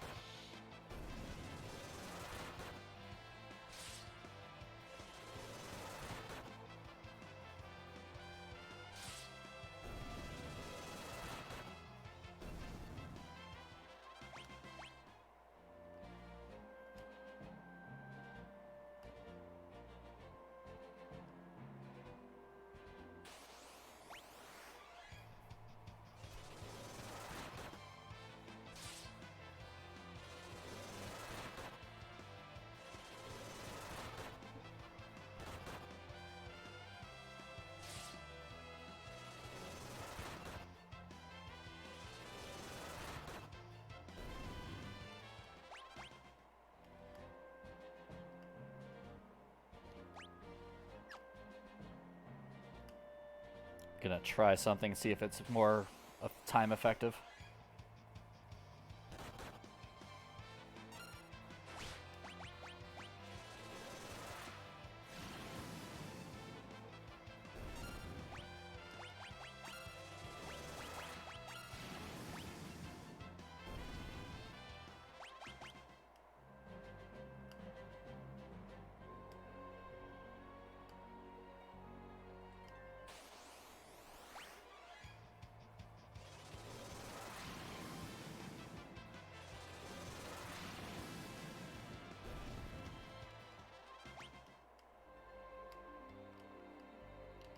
Doesn't seem that rewarding MP wise or XP wise. But the battles definitely go faster. Yeah, most of the stuff in the forest there is mid to high 100.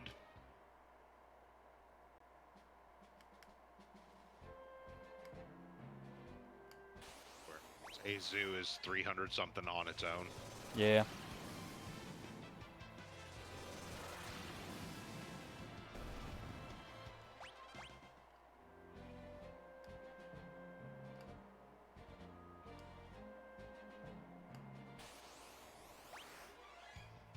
Oh, come on. Start giving me those triple encounters again. Game, stop being stingy. Yeah, it's in the encounter table. The triple mythical dragon is technically the rare encounter for this area. I kept getting it, of course. Yep. With one exception, the quote-unquote rare encounter is somewhat of a misnomer. It only happens maybe about half as often as the other ones. Ah. Now Galuf can survive. We have one survivor. The only exception to that is a thing you will absolutely be hunting for later in the game, but my understanding is in the Pixel Remaster they made it far more likely to spawn, so it's fine. Oh, nice.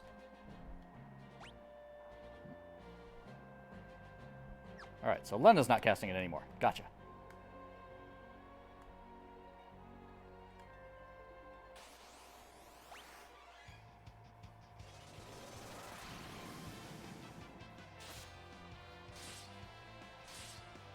Oh, I thought Ferris had enough. That's a shame. Nope, Aqua Breath is like 38. Ah. It's very expensive. Again, because it is wholly non-aspected damage to all enemies.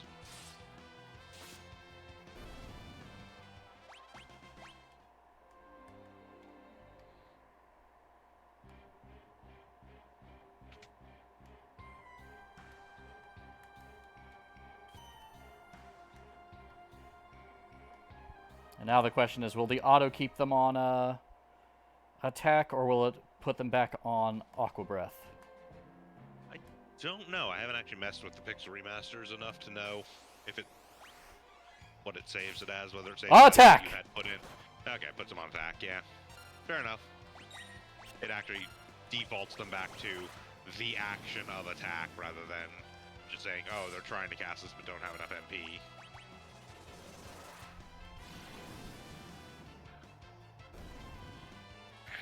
It's fine, you only got a little bit longer to do this. Yep, looks like one more. Oh, wait, no, that was... I keep forgetting Yeah, the job was... XP's on the far side. Still, looks so... like about one more. Yeah, one more from you.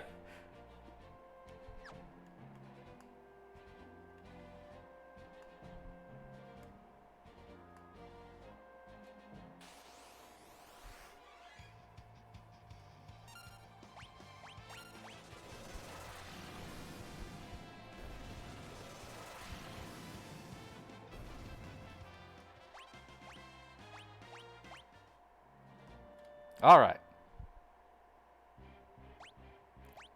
I'm gonna switch her back to red mage because having that fire is looking real good.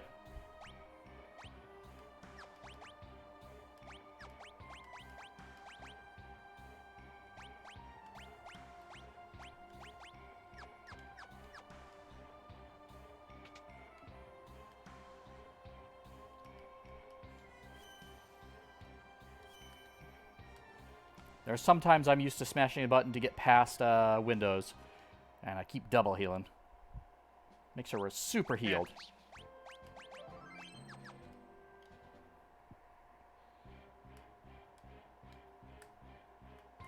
All right. Second actual attempt. Yes. Now that you will not get nearly entirely party wiped by one casting of level 5 death. Yep.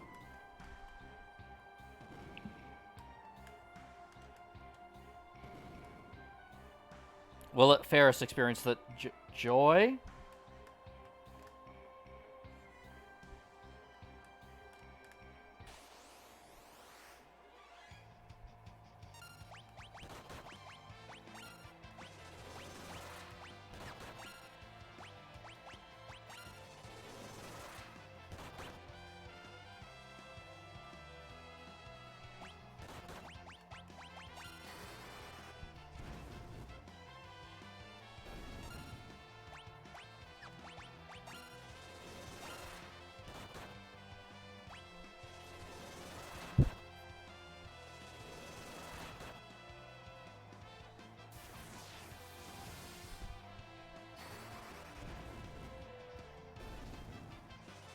I would have to check the algorithms to be sure, but I think you might actually do more damage with blue mage spells as a red mage than you do as a blue mage. Just because red mage has a better magic stat. Oh, I got slimed. Looks like slow, I'm guessing. Yep.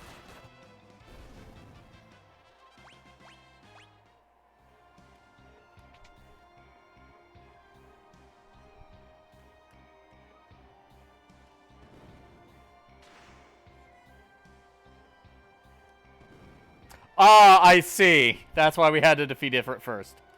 Yep. Yeah, so you don't get that second bit here if you go here first, and then you have to if you try to go to like the other side, it will do the same thing and jump back over to the other side to block you off. Of course it will.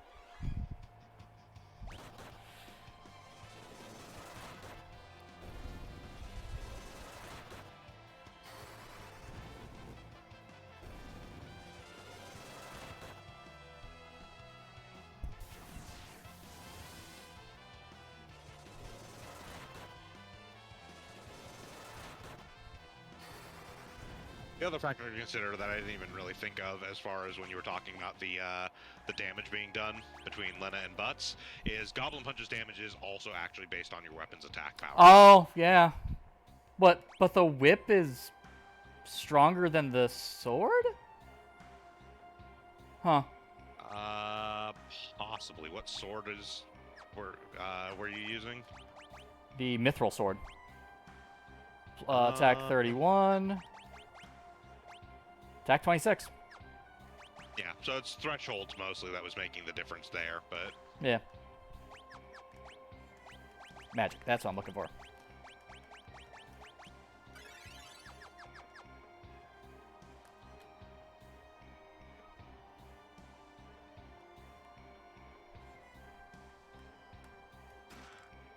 So one of these paths leads to the story, and the other one leads to treasure.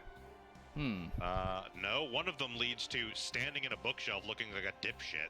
The other one leads to actually being able to continue. You don't jump down. Okay. No. No, you stand in that bookshelf looking like a dipshit.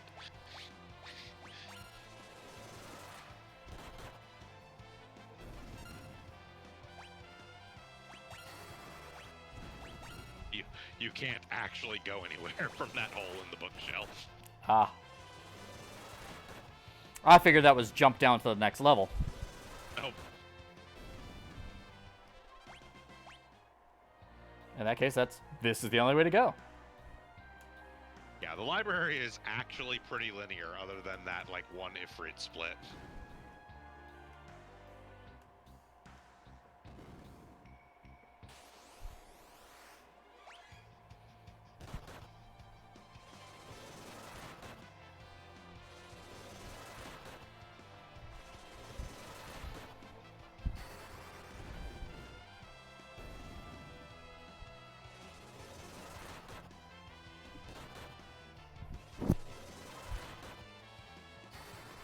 I'm rather surprised that there have been no castings of level 5 death since I've returned.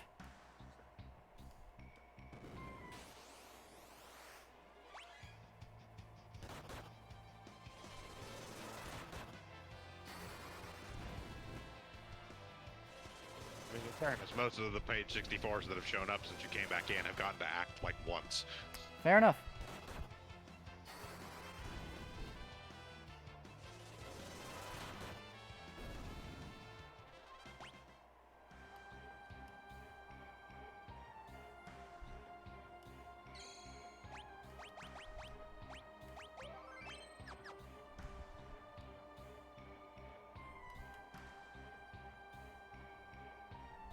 Okay, this is just looking down, going... The balcony. Yeah, okay. Aha, I have to fight you again! Whatever. Worth noting, you can actually run from this fight, and it still empties that spot so you can walk through. Of course, the book fell down, because you pulled it out and dropped it in terror. Yeah, it's very funny. That is actually, like, the speedrun way to do it. If you're doing actual speedruns of this game, you typically have, like, usually flee from Thief, because you grind immediately to get it, which is an auto run. And so you just flee from every fight, including that one. Just gonna sleep in this haunted library. I hope nothing happens. Fine.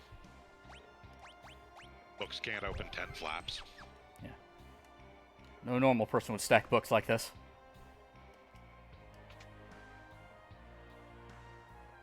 Hey, look, a nerd. Nerds 2 discovered.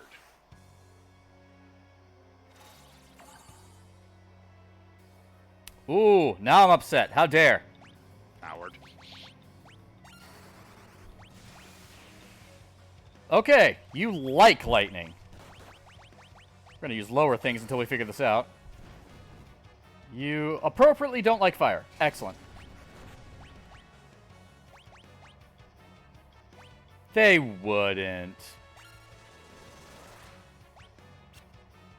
No, of course they wouldn't. Close is level 24.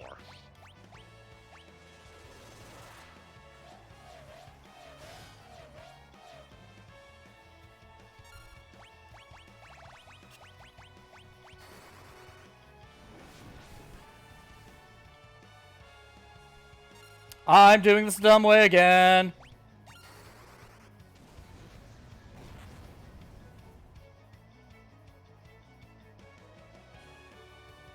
Okay, now that you've handled Biblos, some other strategy things. Deathclaw works on him. He's not actually heavy. He's just 5.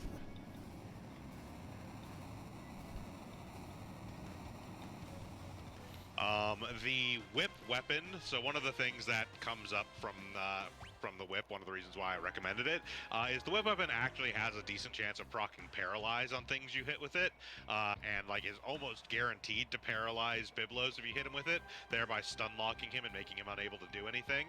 That's pretty funny. And the other thing you can do is the page 32s in here. If you catch them, cast Banish, which has a 33% chance of instant killing Biblos. That's really funny.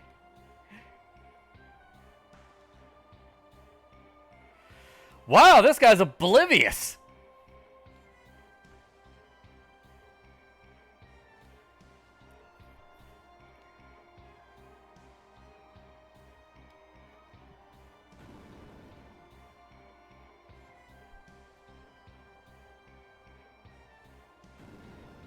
Oh god, it's happening again.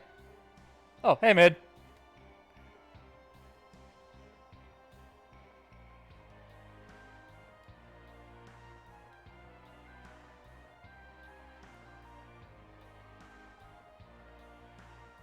You know, just demons hiding in books. The usual.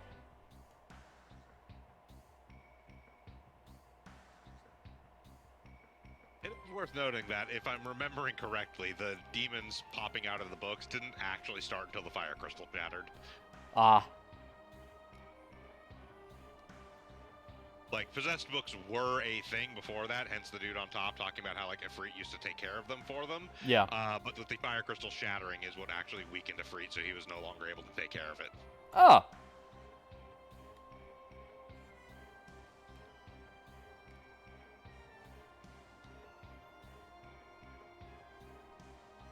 We know this psychically, even though we have not talked to him. Yeah.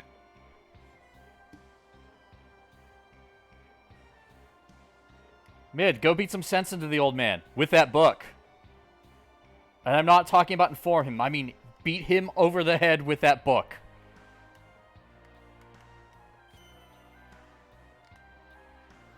Obviously, it's time to go back and talk to Sid. Yep. It should be noted that officially here is the furthest I have ever played before. So everything from here on is new to me. Not that I really remembered much of it before.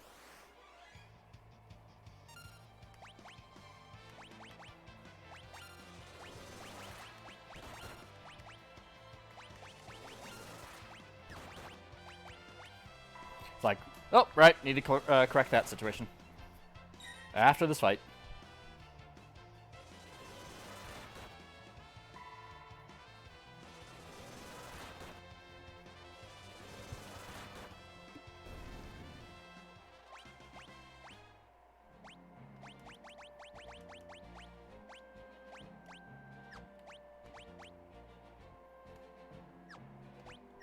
What do I have as your abilities?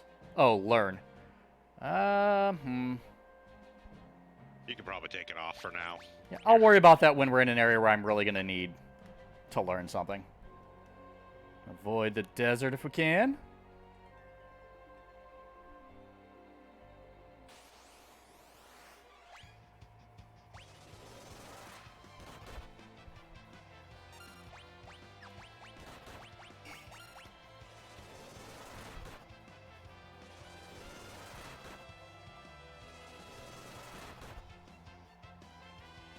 Just beat up on Big Bird here.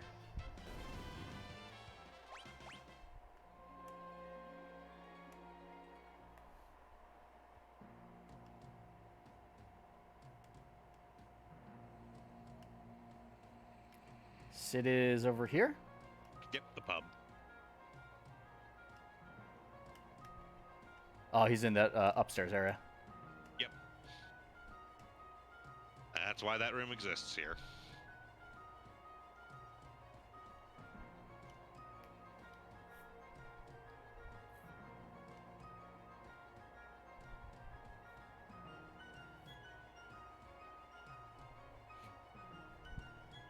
We just saved your grandson. He will shut up.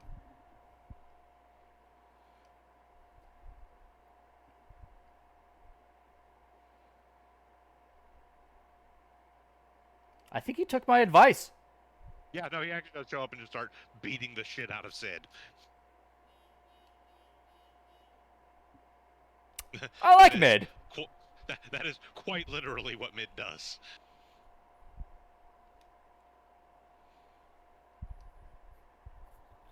I have new respect for this guy who is completely oblivious to all of the demons rampaging behind his back.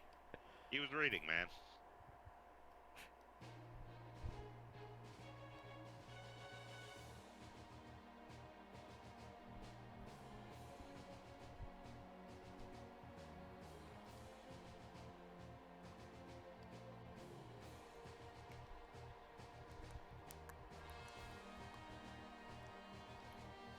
If only there was a way to have fire without the crystal.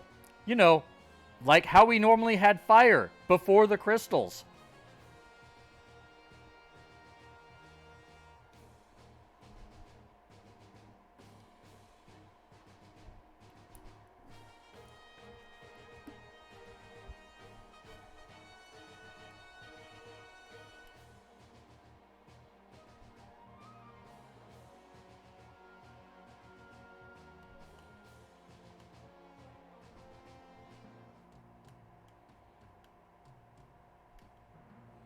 So I'm assuming next we check the fire ship? Yep. Okay.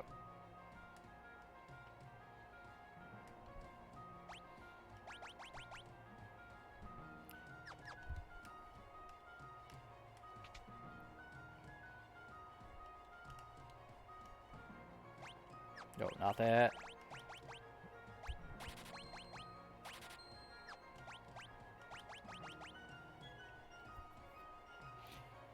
That seems useful. You literally can't use it. Drink is specifically a chemist Oh. command. That's a ninja command. Mm-hmm.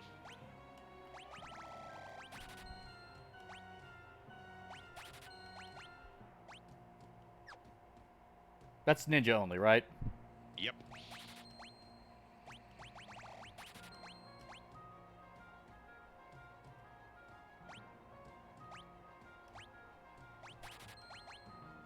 You're not going to be able to use the flame bow either. Ah. That is hunter only.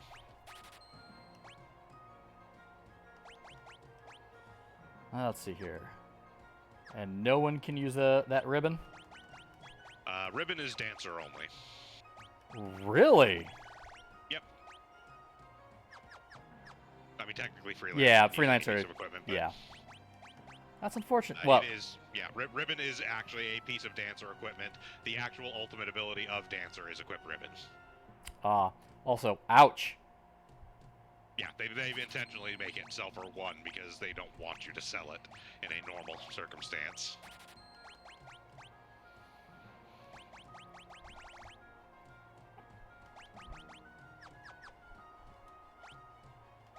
You could also sell off some extra mithril swords there, seeing as your Beastmaster will never be able to equip one.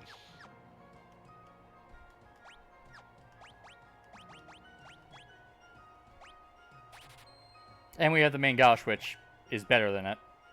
So, saw that one. Should I sell a mithril shield? Nah, we'll hold on to them now, because I think 3 of my forests can use them currently. Yes. Technically, 3 of your 4 at all times will be able to use shields, because Samurai can use shields as well. Okay. Let's see here. Go check items.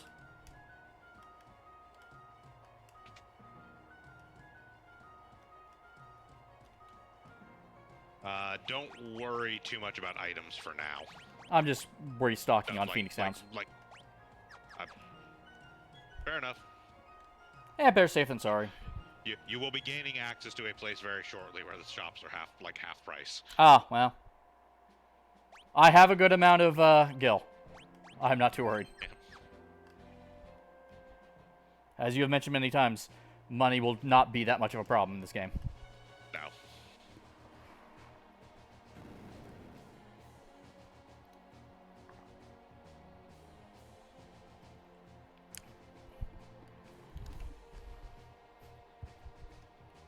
You'll have to forgive him. He has no manners. He beats up old men.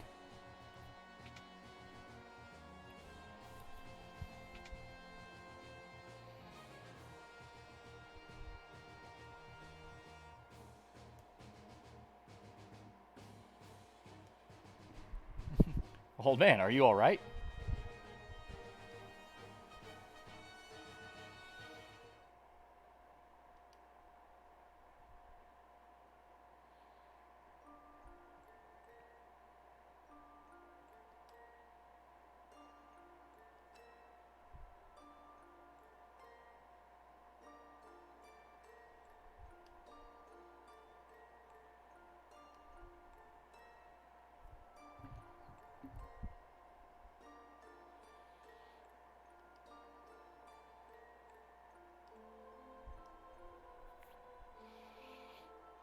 Did Kryle also used to beat the shit out of her grandfather? Excellent.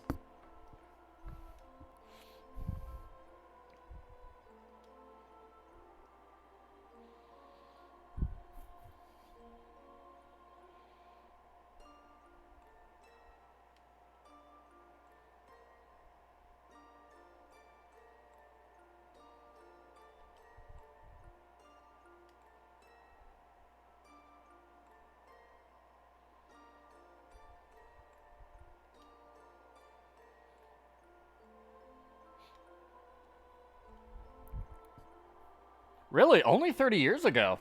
I would expect it to be like a much more ancient evil.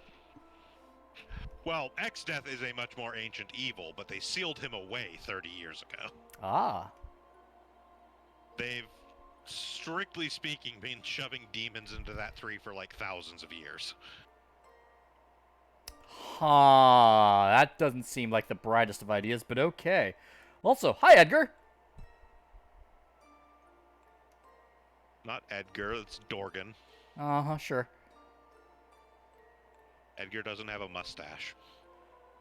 From this angle, I can't tell if that guy has a mustache or not. Also, Edgar is way more blonde. That is true.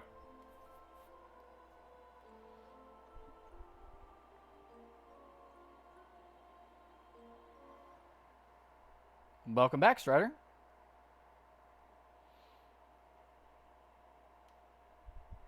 We've actually seen Dorgan before, but it's very hard to recognize that we've done so. Ah.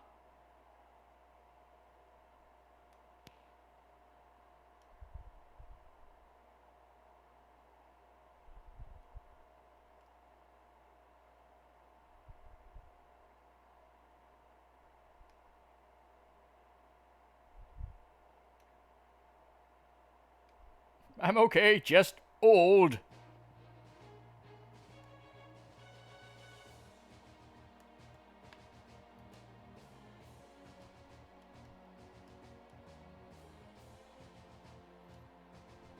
I'm sorry, you slept like a what? Huh, okay then.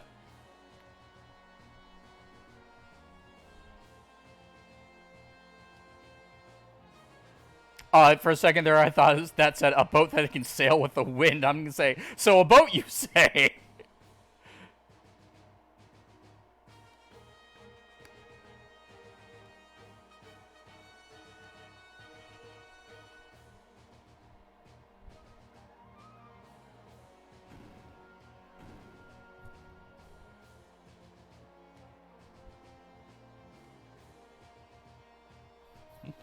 How'd you get it sailing without any wind? Easy.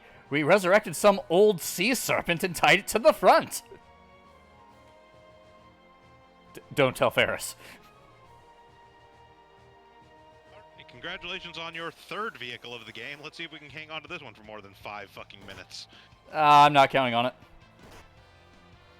That being said, now that you have the fire ship, you have gained access to actually a lot of places you can head to. You've got pretty much the entire inner sea that you can access.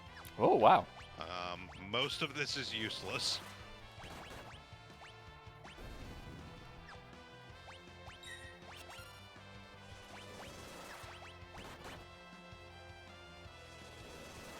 However, once we're out of this battle, I'll mention a couple spots of interest.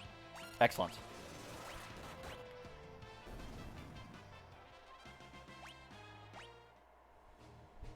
Okay, so first things first, there is a very small island to the north of Crescent Island.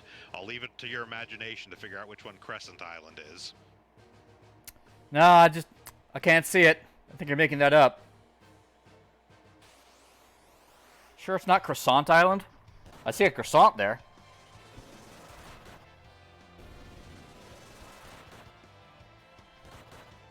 I will say it is very important at this juncture that you do not go actually to Crescent Island, just to that island to the north of it. Okay.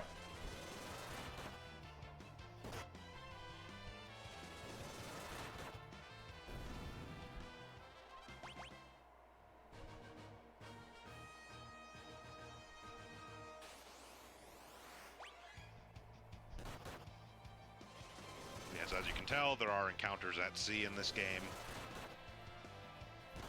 I mean, there have been encounters at sea, I think, since the first one. Yeah, but it was basically right after. This is pretty much the last one that actually has those. To be fair, I don't recall. Well, let's see here. 6 didn't have an actual boat. 6. No, 6 you didn't. only get airships. Yeah. In 7, you get the plane that goes on the water, but you don't fight on it. No. In 8, Balam Garden can go over water, but you don't fight on it. And 9, I think, shoves you right back to airships. Yep. And then after that, there's not really such a thing as world map travel. Pretty much.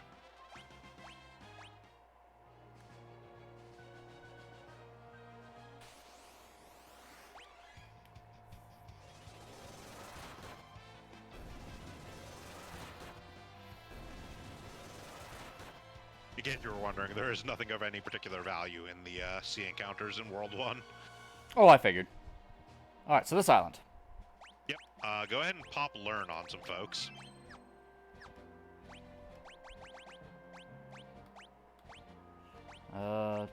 Do.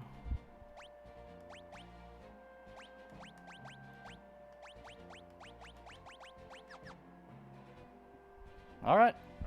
Wander about.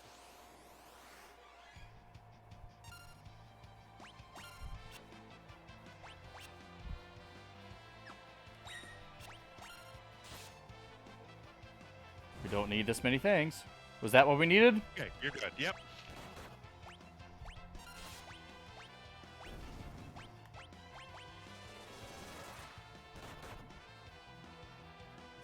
That was pretty much what we were here for.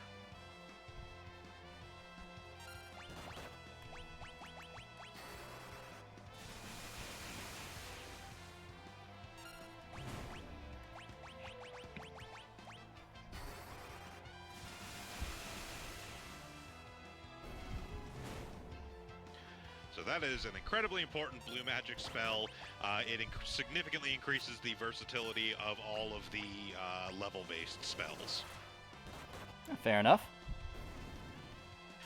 Because the game does do level rounding. So, for instance, let's say something is level 51 and you hit it with Darkspark having its level, it's now level 25.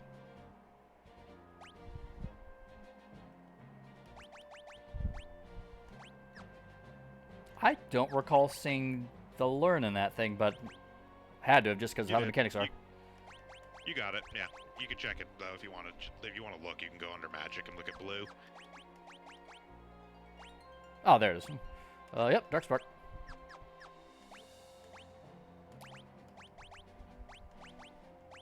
Okay, so you're going to want to go ahead and put control on butts for this next bit.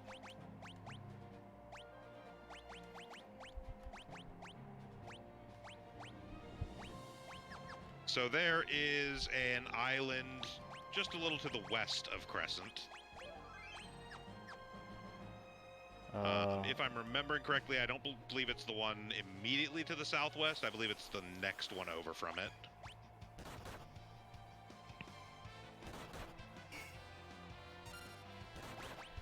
I'm going to check real quick just to make sure. Guiding you to the right spot.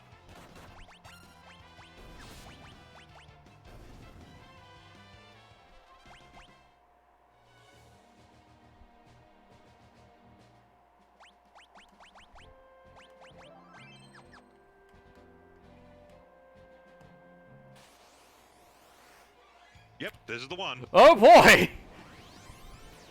Was that what I needed to see? Well, no, the intention is you need to control it. This is not actually for a blue magic spell. Okay. Where is Cura? Let's start keeping people life up. Yeah, control does have a miss chance, so...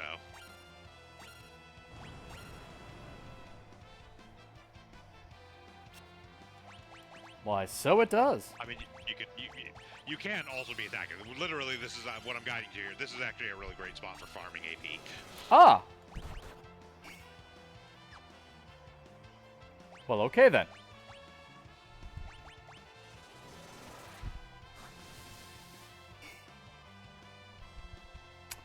Just immune to magic? I don't remember if they're... Yeah, Blaster is at instant kill.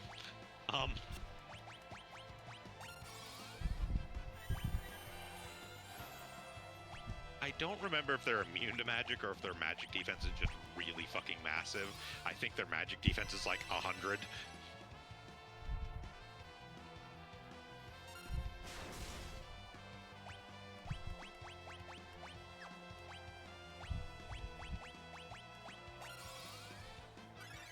Oh, that was just a paralyze. Okay. Please! For fuck's sake!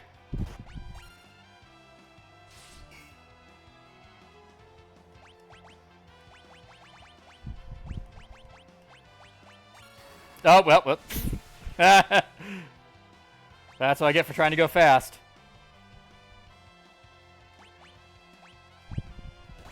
It's a good thing I saved right before this.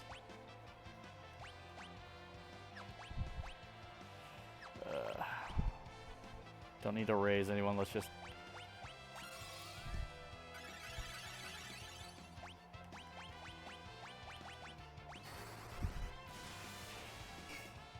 I will say, Strider, this is one of the only instances in this game, particularly, of the Magitech thing. This enemy and the other ones that share the same sprite are really about it. There's a little bit elsewise, but not too much.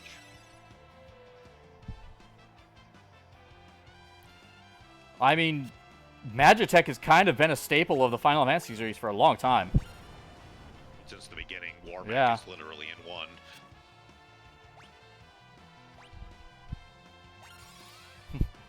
But if you keep this up, you're going to lose your privileges to be anything other than a blue mage.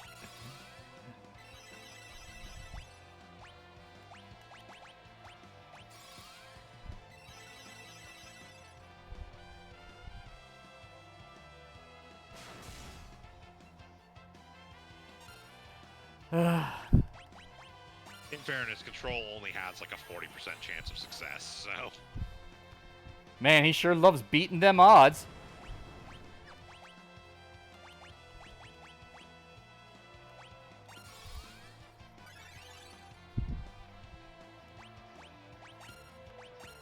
There's a piece of equipment you get later on that increases that chance, but... You motherfucker!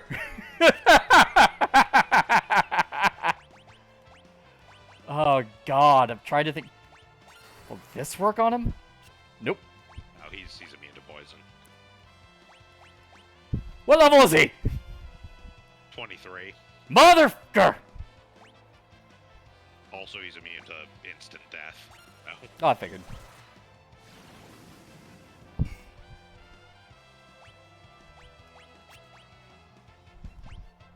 Yeah, you basically are just looking to get Control to land at this point.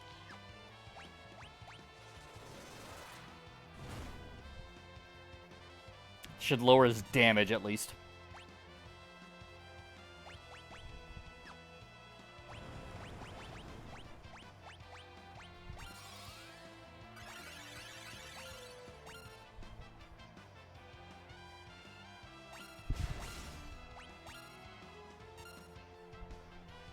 Yay! Go. All right. Chill out with everyone else until Butts' turn comes back around. Self-destruct.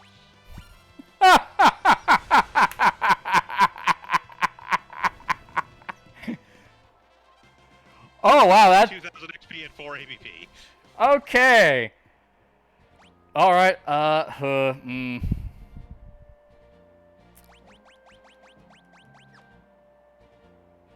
be right back. A, I need to decompress from that insanity, and B, I need to use the restroom. So, be back in a few minutes. Worries.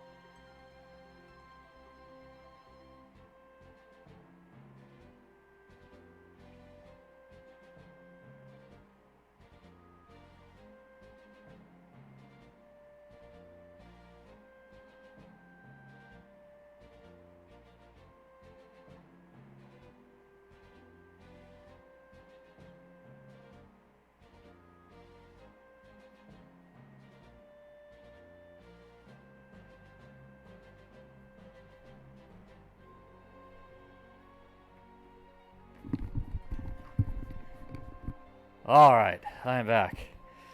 So, I just wanted to be sure you were aware of this island. You do not need to grind here at the moment, but Oh no, we're not. That is the single best grinding spot in World 1. So Okay. keep it in mind. Will do. I will also, speaking of keeping it in mind, hey, you know, you've got forever to actually get your next thing, and I don't really care that much about it. You are becoming a Beastmaster as well. Fair enough. Alright, so those were the two primary things you can do now. There are a couple other places you can go, but there's not really a lot of reason to go there at the moment. So head to Crescent Island. Oh, we actually want to go to Crescent Island. Okay. Yes. Just wanted you to get to these places first, so...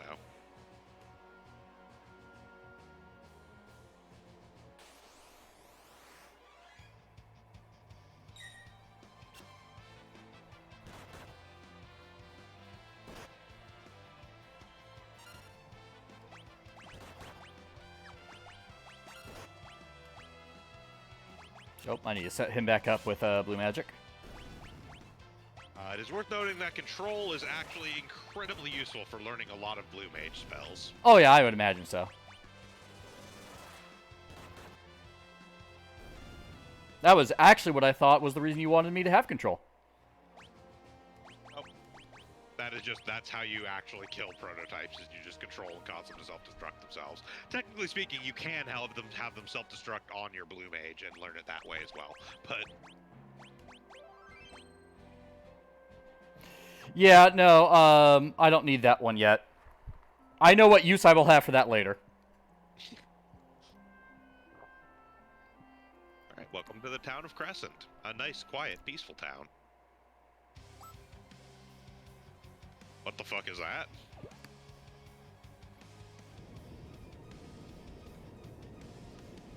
Hope you didn't get too attached to the... Oh, for fuck's sake! No, I'm just going to the end. I don't care. Aww. Will not actually let you into any building. Am I supposed to go out to check on my ship? Yep. Oh no, the ship's sinking!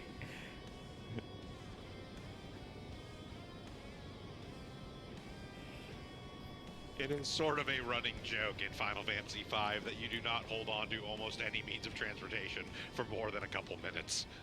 God, we're like Joseph Joestar in Planes. I'm blaming you, old man.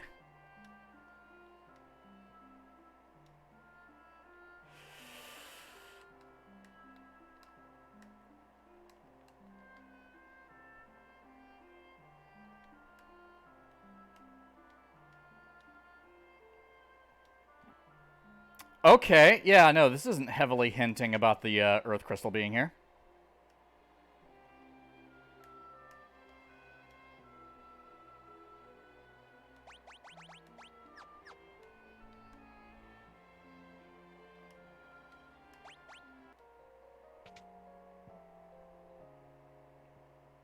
Man, I was gonna say, wow, it's a good thing we have a close island to heal at while farming prototypes in the future. But I guess that's the game's way of saying no. I mean, you will eventually.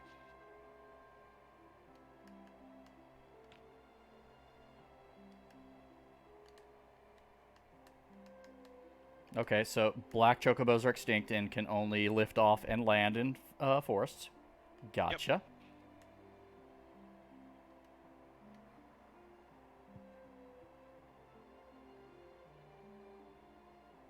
Interesting. I hadn't even thought about that, but that makes sense.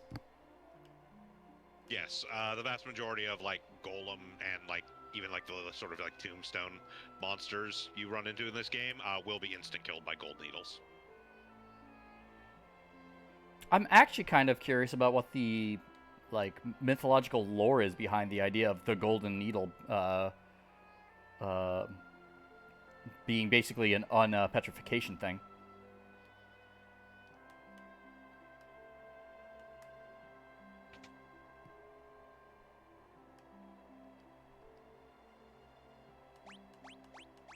Look at all those weapons I have no use for.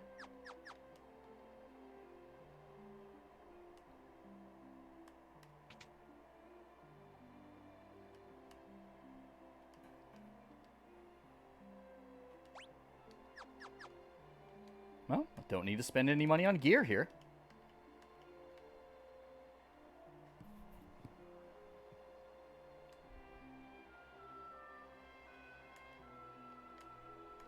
Give me spells.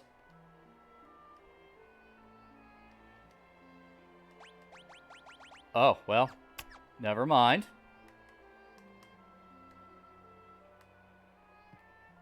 I can't say they're a backwards town just because they don't have new stuff. Because, you know, technically they just have the current stuff.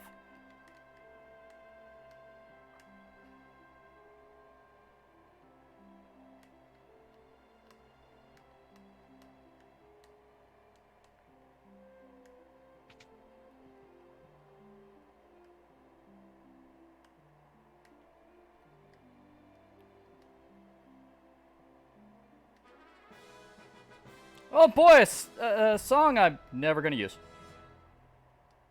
Yep. Still nice to know, like, if I was actually playing it regularly and was going to play Bard. Yep, there is the song there and also one of the pianos in there, so that is an important spot for bards.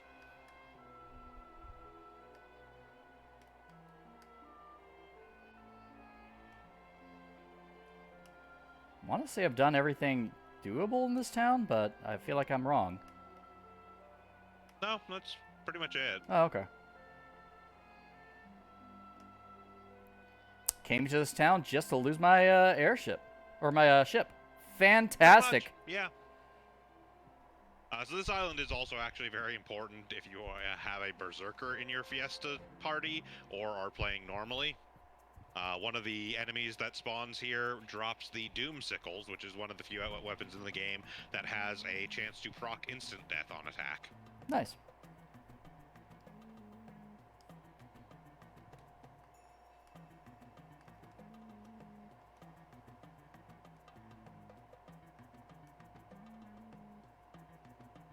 And then Butts was kicked to death. Congratulations. Congratulations on acquiring your 4th vehicle of the game. And it's already dead.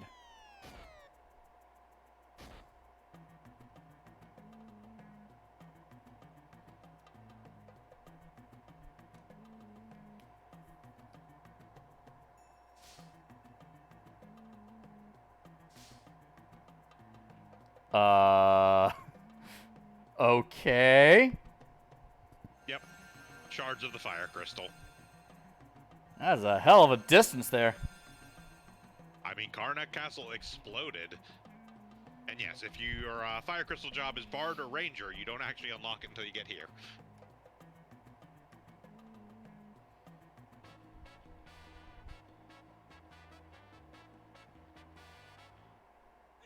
Ooh.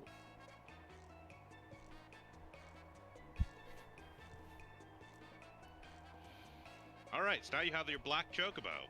Black Chocobo can fly, it can cross over low mountains, and it can only land in forests. Alright, so where am I going with this? So the first thing to do is you head a bit up to the north, or you can loop the world to the south if you care to.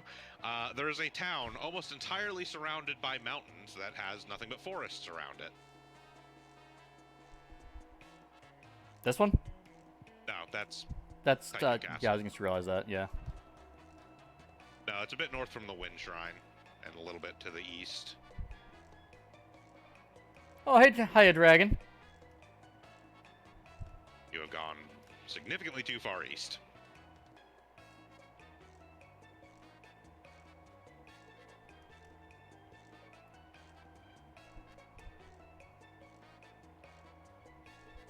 Still heading east.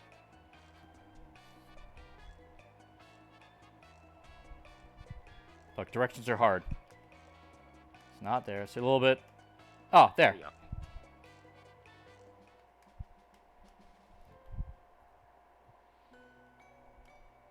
Welcome to the town of Licks. Ew.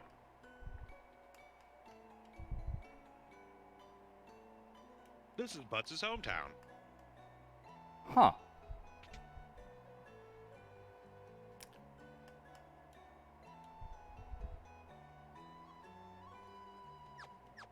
Yes, you saved yourself 3,000 gold by getting that chest in Karnak Castle. Yeah, no, that figures.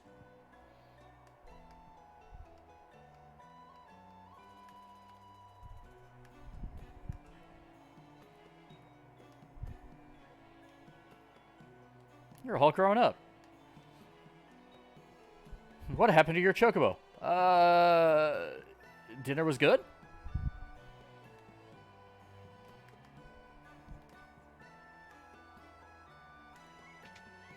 So this is the place I'm assuming where you're able to get items for like half off, right? Uh-huh.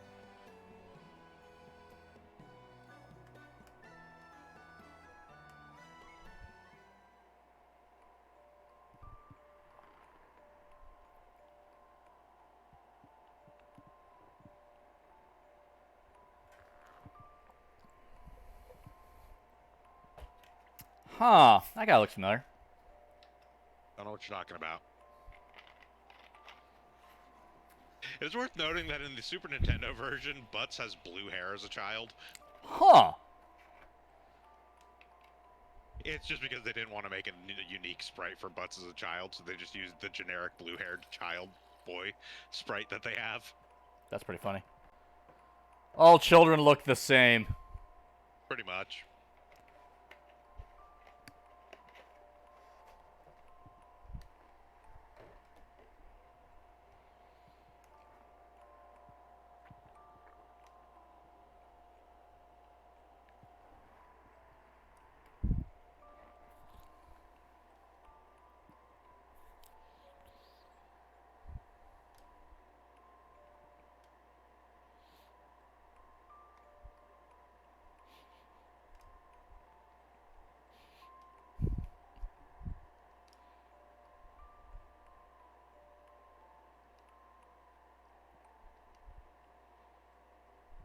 My wife has briefly turned her back. Away.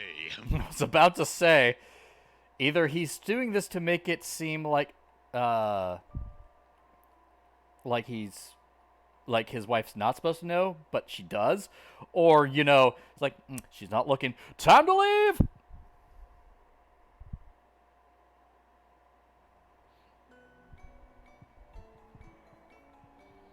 And then she died, and well, I no longer had to hide leaving from her. So worth noting, just for future reference, you should go talk to that dude again.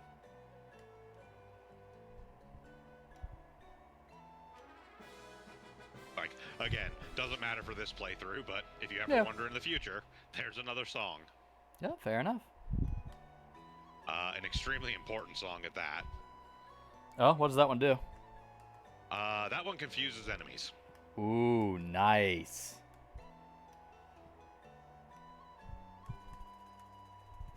Filthy minstrel.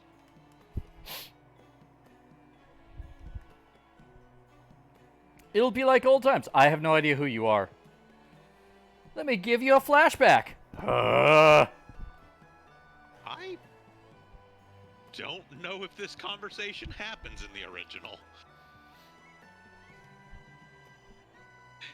I think it does, now that I think about it, but I very rarely actually talk to the people in Licks. We're playing hide and seek, and the trick is we're not looking for you. Oh shit, I nailed that one on the head, apparently.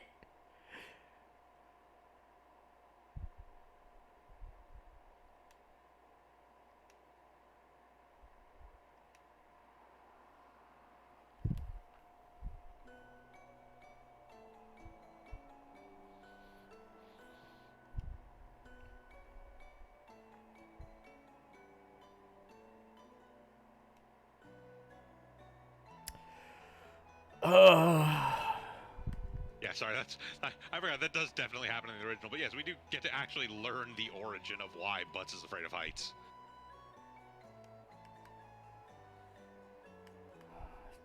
This girl's about to admit that she's the reason why her mother's dead.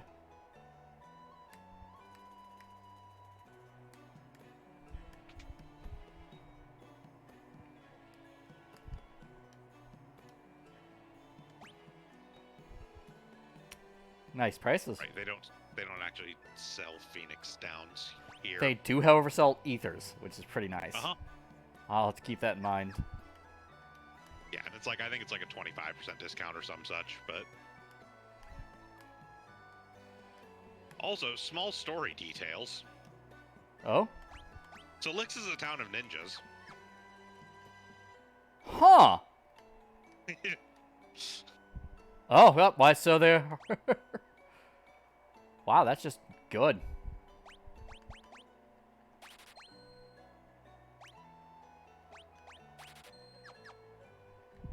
Yeah, that is, this is, if I remember correctly, the only place in the game, I think, that you can buy those scrolls.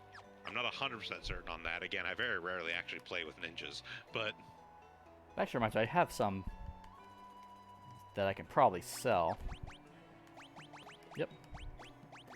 I think there might be a place in, like, World 2 that sells them, but...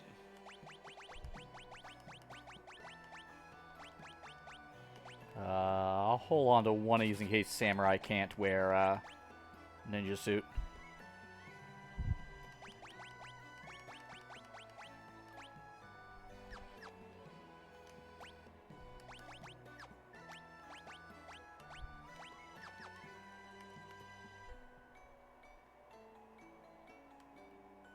Alright, so that's that. Ah.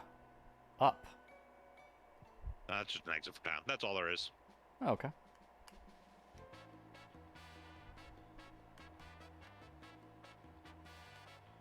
So we're looking for the Earth Crystal. You're... I mean, story-wise, we're looking for the Earth Crystal. Sort of.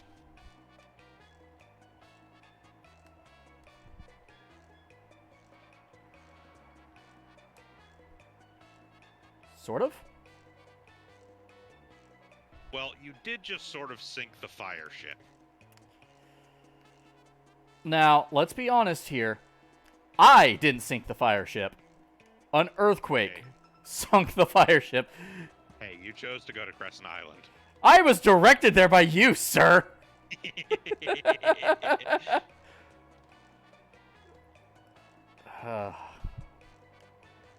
Let me guess. I gotta go talk to Sid and them. Yeah. You may want to go let the nerds know you wrecked their ship. I did not wreck their ship. This is not my fault.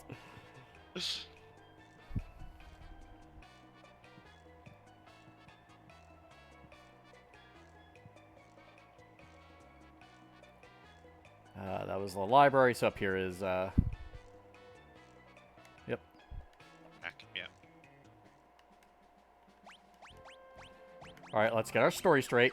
It was a quake. We had nothing to do with it. I blamed that old man at the beginning of, that town. He called out quake long before a quake started. Clearly he was casting.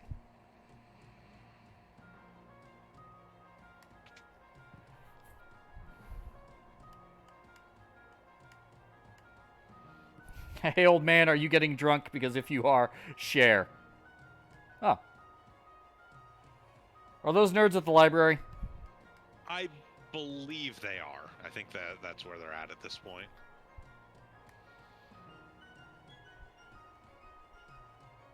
I think if you talk to, like, that scholar over there, he might even mention it. I don't remember offhand, though. Okay, no, he's just still freaking out about the crystals. I think somebody mentions that Sid and Mid went back to the library.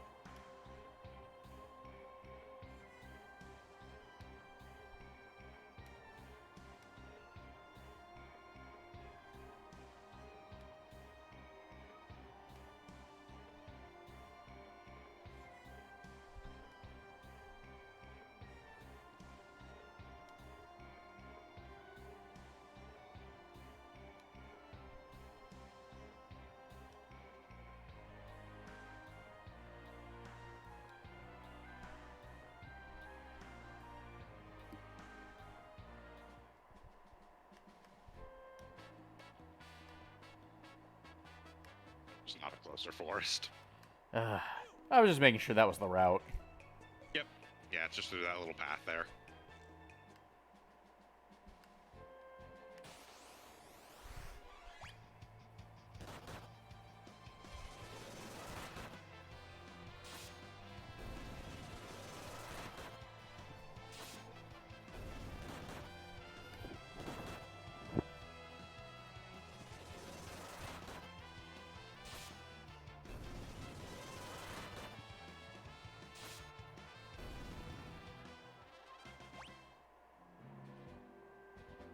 Actually, I should go get a whip for, Golif. Or are we close to getting the next crystal? You are barely close to getting the next crystal. I would probably get a whip. Yeah.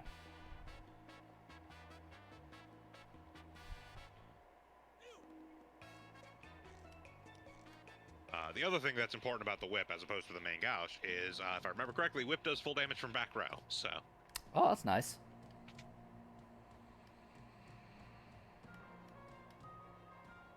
It's the dude in the middle. Right. He's the extra shopkeeper. Ostensibly, if I recall correctly, the explanation is that he escaped from the castle, like he was the quartermaster there or something. But again, it's something that never really comes up. Gotcha.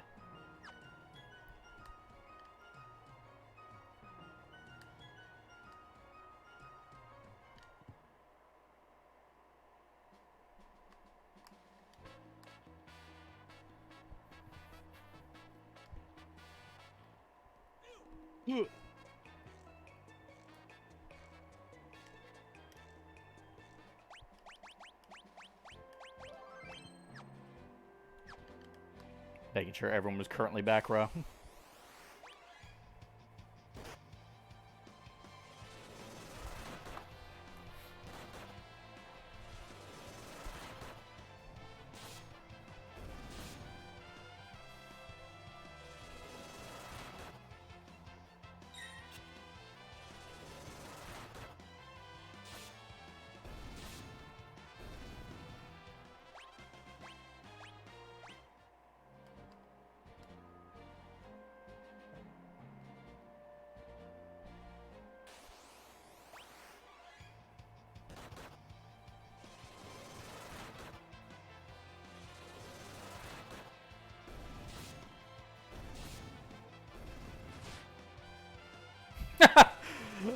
I'm not gonna lie, every time I see the blind satisfaction get, like, sunglasses on.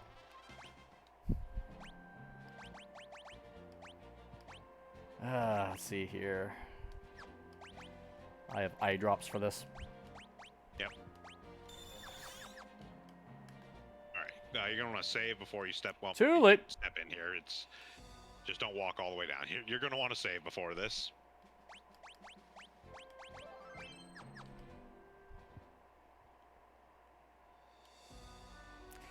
Ah. Let's see here.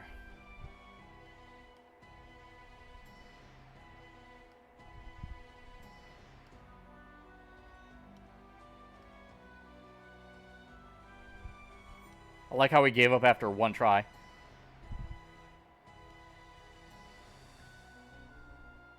I mean, if you do look at the patterns, everywhere you can step from there goes to that spot, so... Fair enough.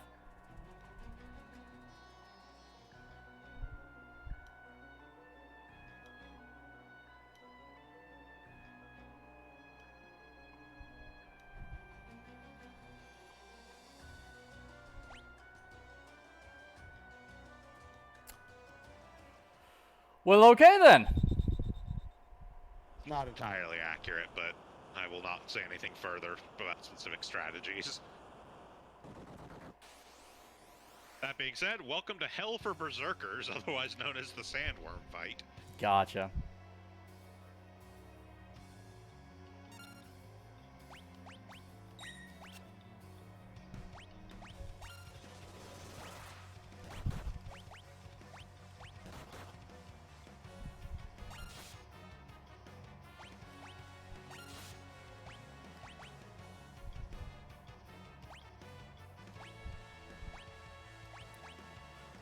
Let's see here.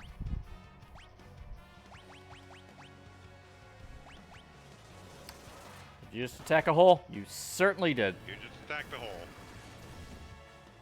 Don't know why that was the default target.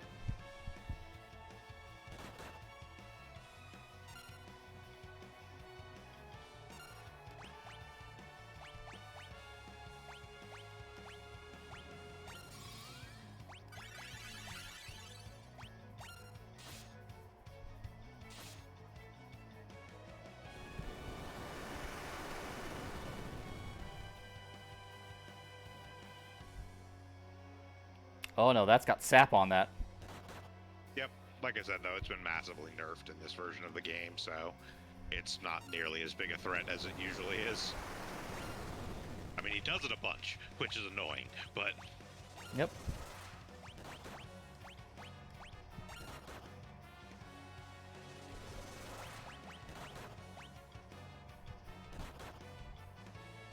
Yeah, in general, the way that things are set up in this game with sap attacks is the base damage they do has been drastically reduced, and also the length of time it lasts has been brought way down.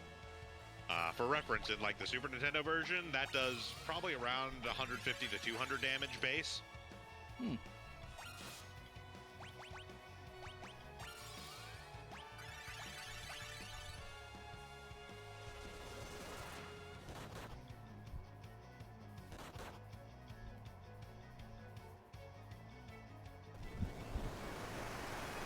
I mean, the duration doesn't seem to matter much when he keeps on casting it.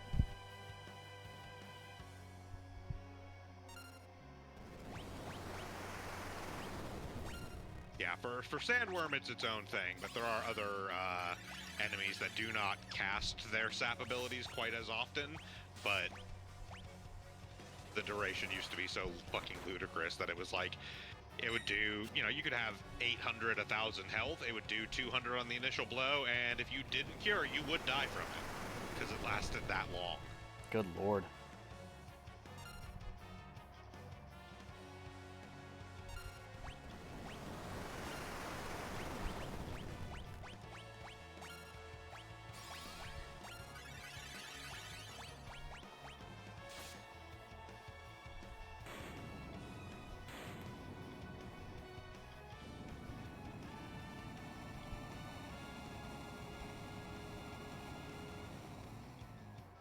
All right, so now that you've done things the mostly hard way, Aqua Rake pretty much one-shots that dude. Ah!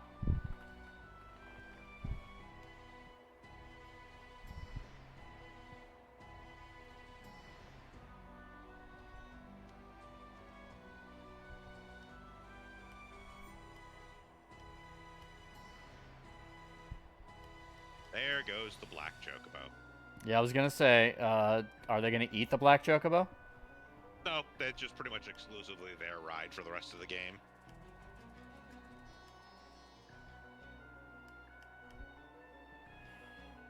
Huh. And now you actually have access to the Desert of Shifting Sands, so you can kind of wander around here if you want.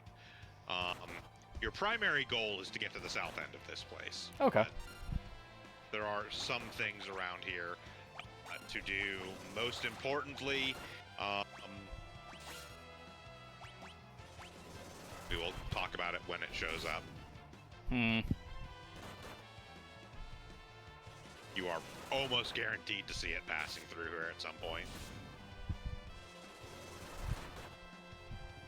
Any particular blue mage spells I should be looking for? No blue mage spells here now. Okay.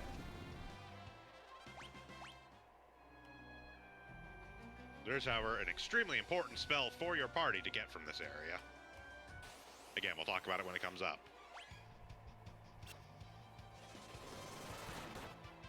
You see, I'm assuming either Quake or Float.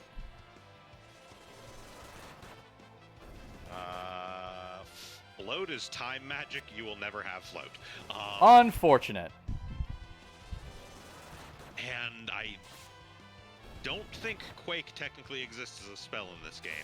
There's Titan as a summon, but that's, I think, the only way you actually get what they refer to as Earthshaker. Ah.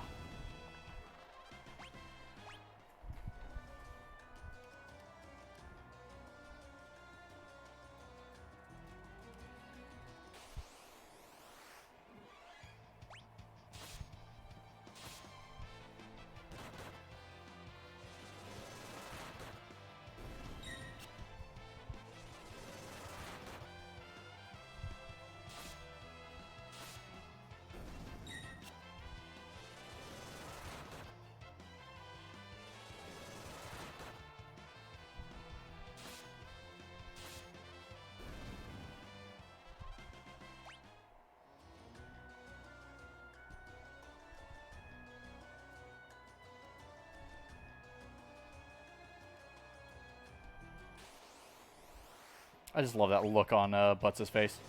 Oh! As he slides on the sand, just, oh shit!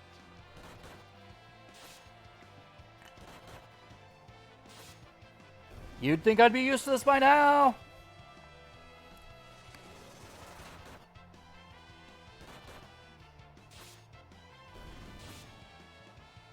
So not of terribly great importance to your particular party, but it is worth noting that desert killers are considered to be undead, so if you have Bard, you Requiem and they explode.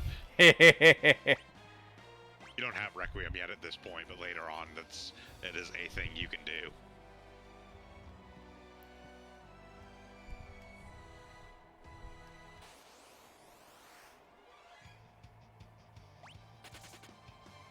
That's the right response. Yeah, they do also actually have Flee as part of their AI, which is kind of funny.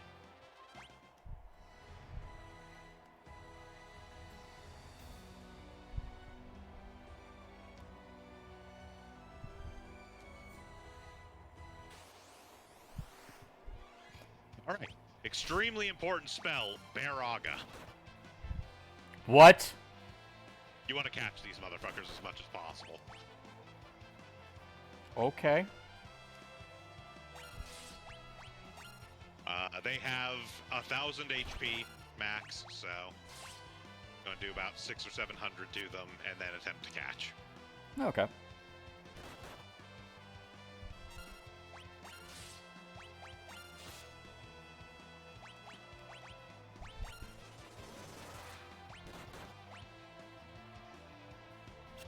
Okay, still too early. Yeah, 1 or 2 more hits should do it. Nope. 1 more. Damn it. Yep, like I said, 1 more. Well, to be fair, I thought I had him set to catch, so I was not expecting him to swipe. Yeah.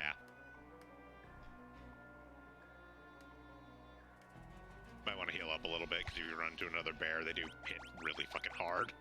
Fair enough.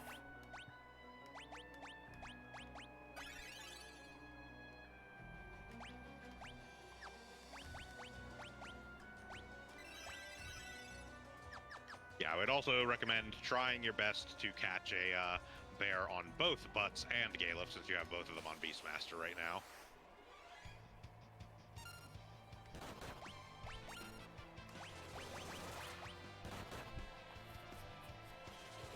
It is also worth noting that Aqua Breath will, like, one-shot most enemies in this area. Gotcha.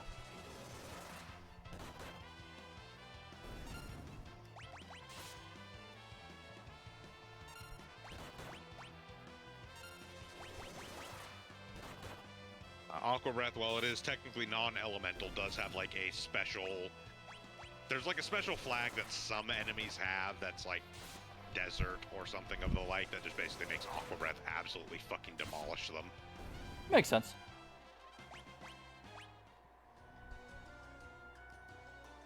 It's part of why it, like, one-shots the Sandworm.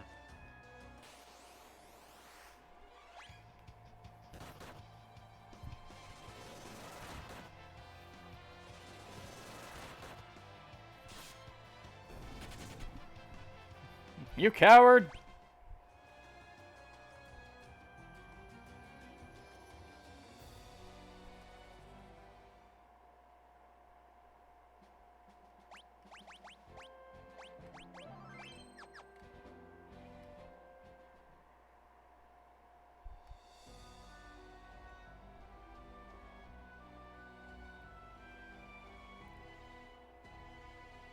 Should I be exploring more of here, or is that where I was supposed to go? I mean, that is the exit, but you want to catch bears. Believe me.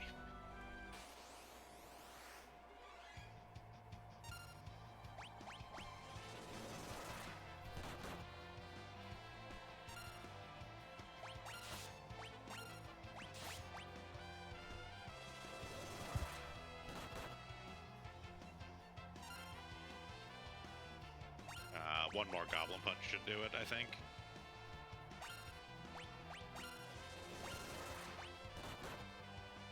Possibly 2, but yeah, give it a shot here.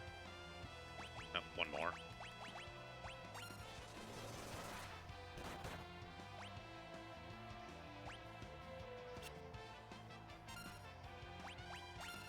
I can keep doing this! There you go. Alright, Galef has a bear. Yep, and try and get one for Butts as well. Believe me, it will come in handy. In general, well, actually, it's not as necessary for your party because you also have Blue Mage, which just humiliates most fights. But if you did not have something like Blue Mage, but Beastmaster was sort of your power run for World 1, you basically would come back here before every area and just make sure you were stocked up on bears from here until eternity. Ah.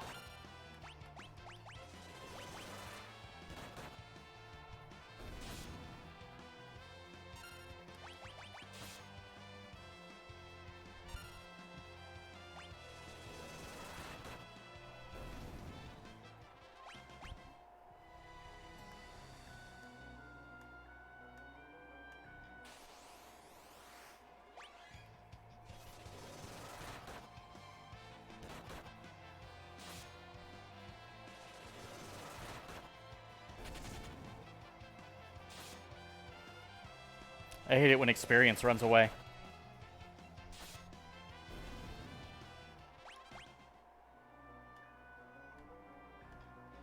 I mean, shrug.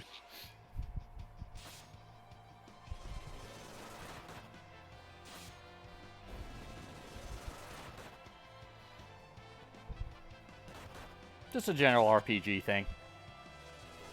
Yeah, I'm just saying, like, you're already several levels ahead Oh, of yeah. where you need to be for most of World 2, frankly.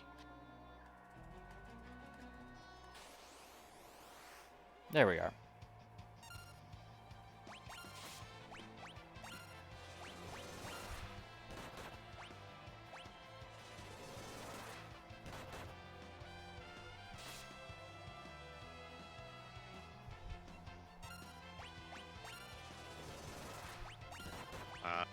You should be able to catch him at this point. Nope. Nope. Ooh. We can wait. Maybe one more Goblin Punch. Okay, yeah, he should be good now. There we go. Okay, you're good. Delicious. Carry on. Oh, Yeah, down from there, you'll be good. there it is. Yep.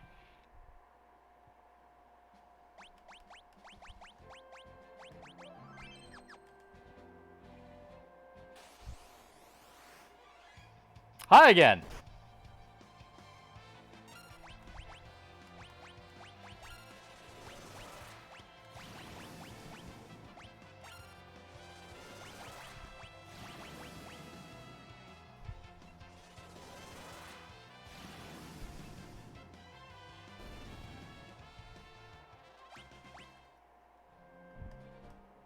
Worth noting, despite being a creature that lives in the desert there, Dorm Chimera is not actually that susceptible to Aqua Breath, which makes sense when you remember that he's the one you learned it from.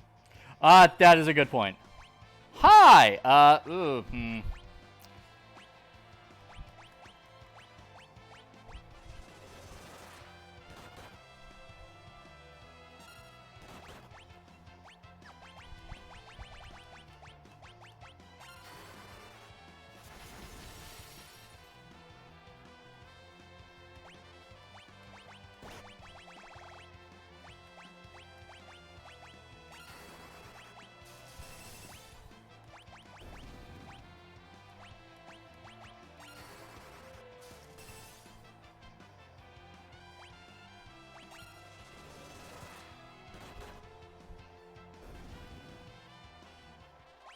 There's something I assume I can control later for self-destruct, if not from what's-his-face.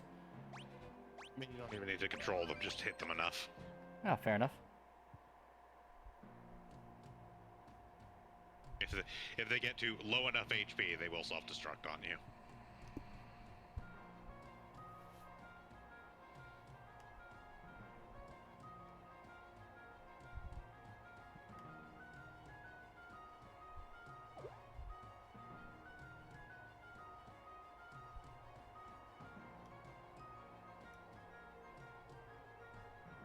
I have a very important question for you, Hunter. Uh-oh. What's your question? Do you like those? How much do you like those door and hallway gags from Scooby-Doo? Amazing.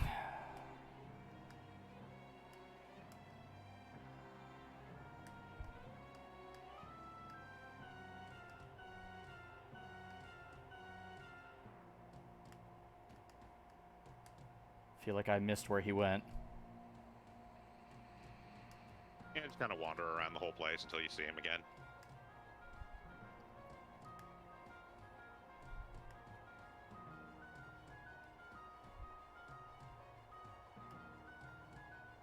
Damn it, old man!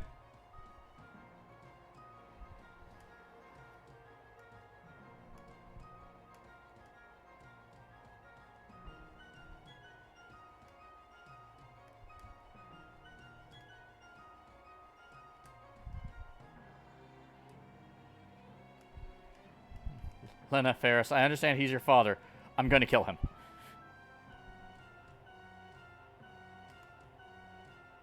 No escape for you this time, old man.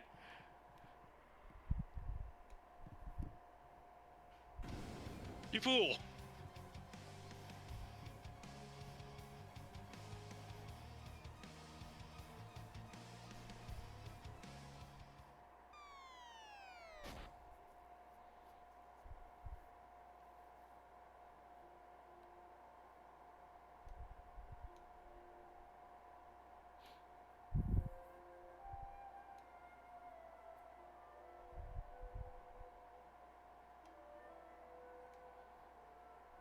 Butts is dead.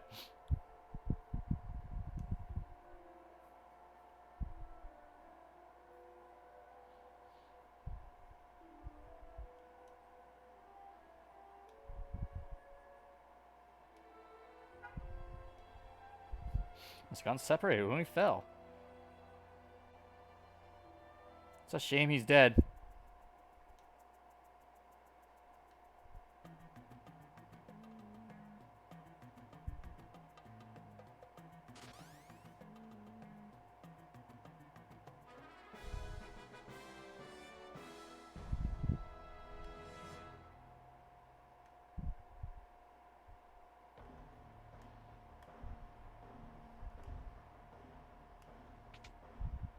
Interesting looking place.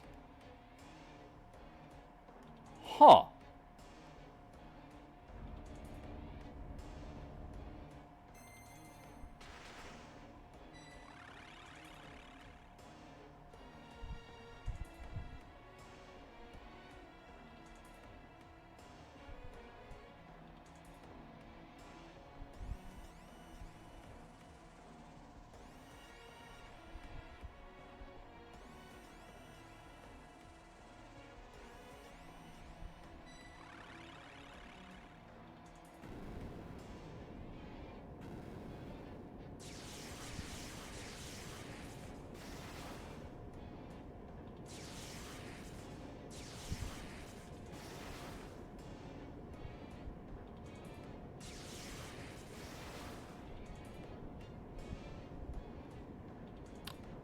Well, that was definitely a one-way trip.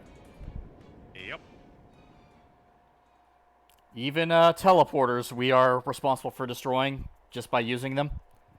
Every form of transportation we ever try. Except for the black chocobo.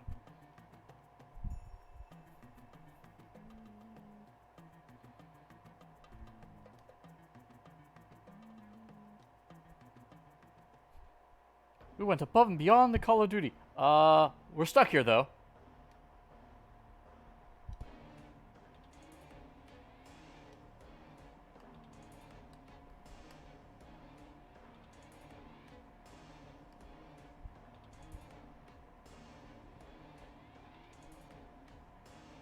Don't know why these guys are worshipping Palkia.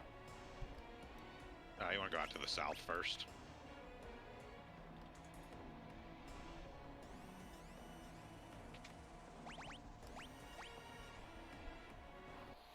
Convenient little bedrooms.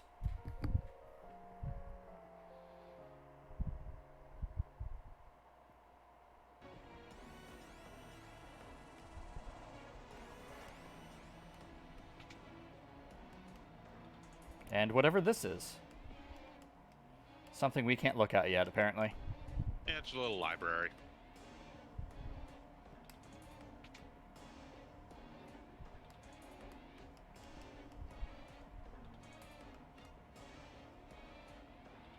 Oh, a switch on the wall.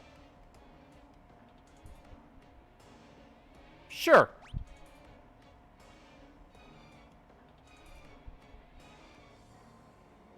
Check the planters in the center room. Okay.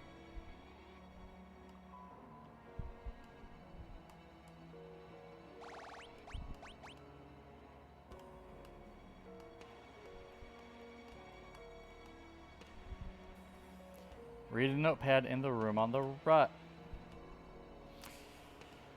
It's gonna be one of those things, huh? Mage, you look. Need. All right, time to get some explosives. We're getting this treasure chest some way.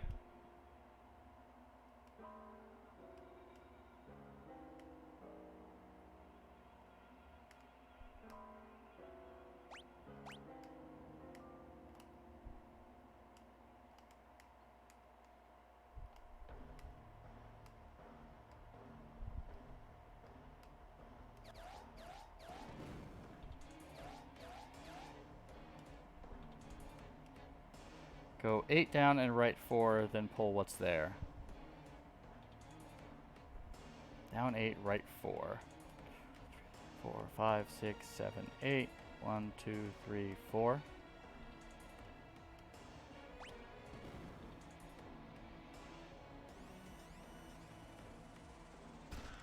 Okay, whatever. Oh, the first time it asked that, so if you wanted to push the switch. You don't push that switch, you pull it. You know what? Fair enough. It is worth noting you do not actually have to go through that whole sequence. If you go to it and say no the first time, it will immediately then ask if you want to pull it instead. Fantastic.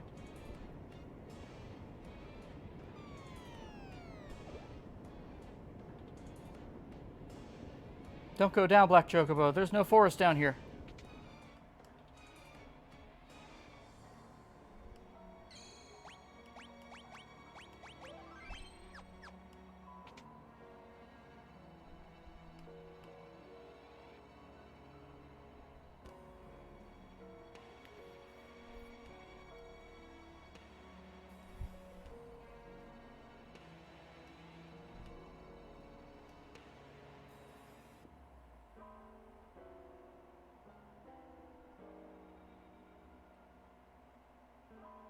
Yeah, what is up with that? Oh, hey guys.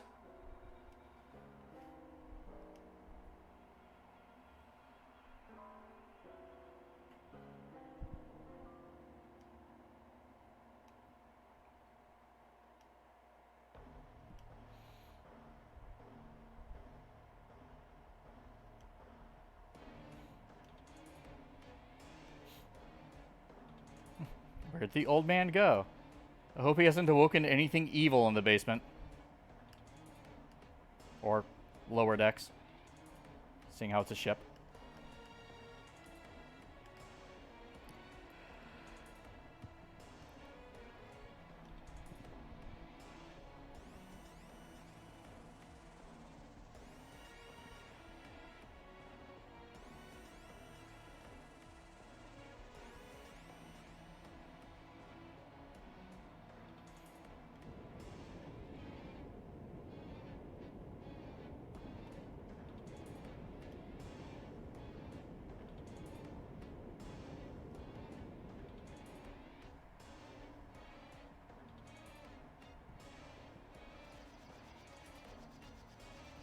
I like how they just have the metal plates there now. Yes, because you can actually land back in the catapult. Makes sense. That being said, congratulations on getting your next vehicle. This one you actually keep for most of the game. I was gonna say, so we have this until the next location. Gotcha. Technically, you don't take it with you to World 2 when that happens. Spoiler, those are World 2. But other than that, like this is one that you never actually fully lose. Ah.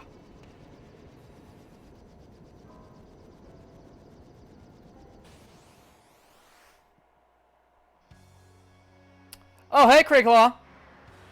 There's Tailscrew. Yeah, just a palette swap of Carla. So I'm assuming this is what we're dropping bears on. Yeah, go ahead and cast Bear Aga.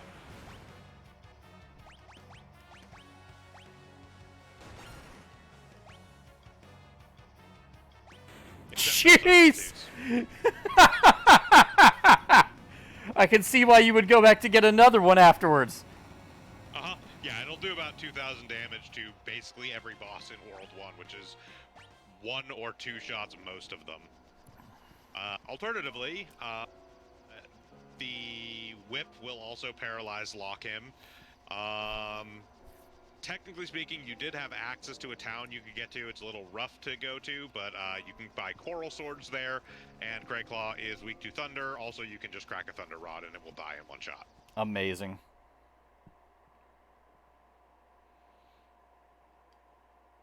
That being said, the big thing about Crayclaw, he only has like 2,000 HP, but has extremely high physical and magical defenses. The thing is, elemental weaknesses actually ignore magical defense in this game. Oh, that's good.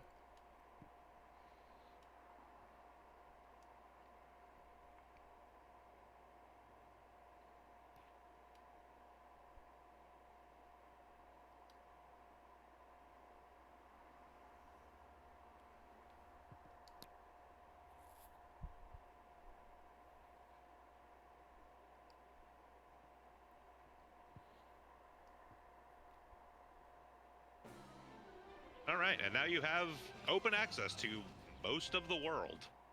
Nice. We're going to go fly to where I know there's a heal spot. I mean, granted, I could just, you know, go to an inn. Yeah. But hey, when you got a free heal spot. Yeah, why not?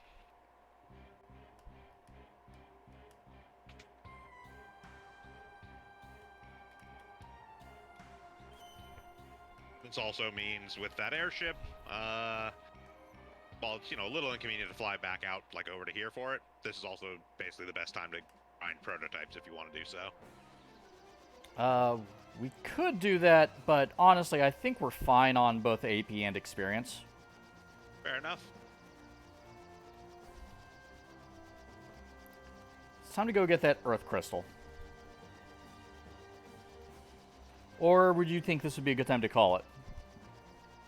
This is probably a good time to call it for the evening if you're starting to feel we have been going for a little over 3 hours, and we just got the airship, which is... That's a pretty good ending point. Yep. In that case, I'm going to save right here. All right. Thank you, everyone, who showed up. Strider, thank you very much for hanging out. It's good to see you. I'm really enjoying this and looking forward to continuing it on Thursday. Tomorrow, despite the fact that normally I would be, if I was feeling well enough, doing a Wednesday stream, tomorrow's my birthday, and I'm not going to be streaming tomorrow.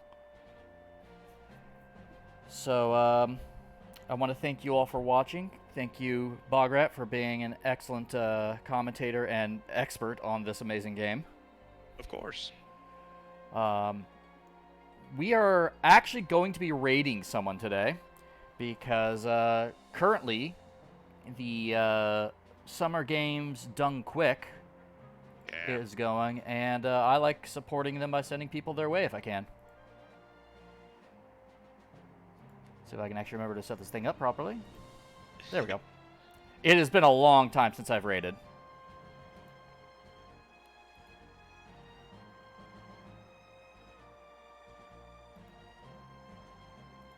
It was even top of the list. It knew where I was heading. Alright. Like I said, we'll be back Thursday with more of a 4-job Fiesta. After that, I may do a random stream in between then and next Tuesday. Probably a randomizer for Super Metroid. Maybe something else. Maybe Dead by Daylight. I've been playing a lot of that recently. For those, if you like some of the other content we do, Sound Goblin Gaming does streams on Sundays, Mondays, Tuesdays, and Thursdays. Sunday is... was about to say Super Robot Wars, but no, still SD Gundam G Generation Genesis. Yeah, although we do title the stream Super Robot Sundays, regardless of what we're playing, so... Yeah. And then Monday is Elden Ring. Tuesday, next Tuesday, I believe, is the last session. Actually, I don't know if tonight might have been the last session for Phoenix Point. If it wasn't, that'll be next week. Check. Yeah. On Thursday, they are doing... I have not... Banner of the Maid. Thank you. Banner of the Maid. Alternate universe Napoleonic Wars with waifus strategy RPG. It's as Japanese as you can get for alternate history. Despite being made by a Chinese company. That also makes sense. Anyways, I hope you all have a wonderful night. Let's go say hi to Games Done Quick. Have a good one, y'all.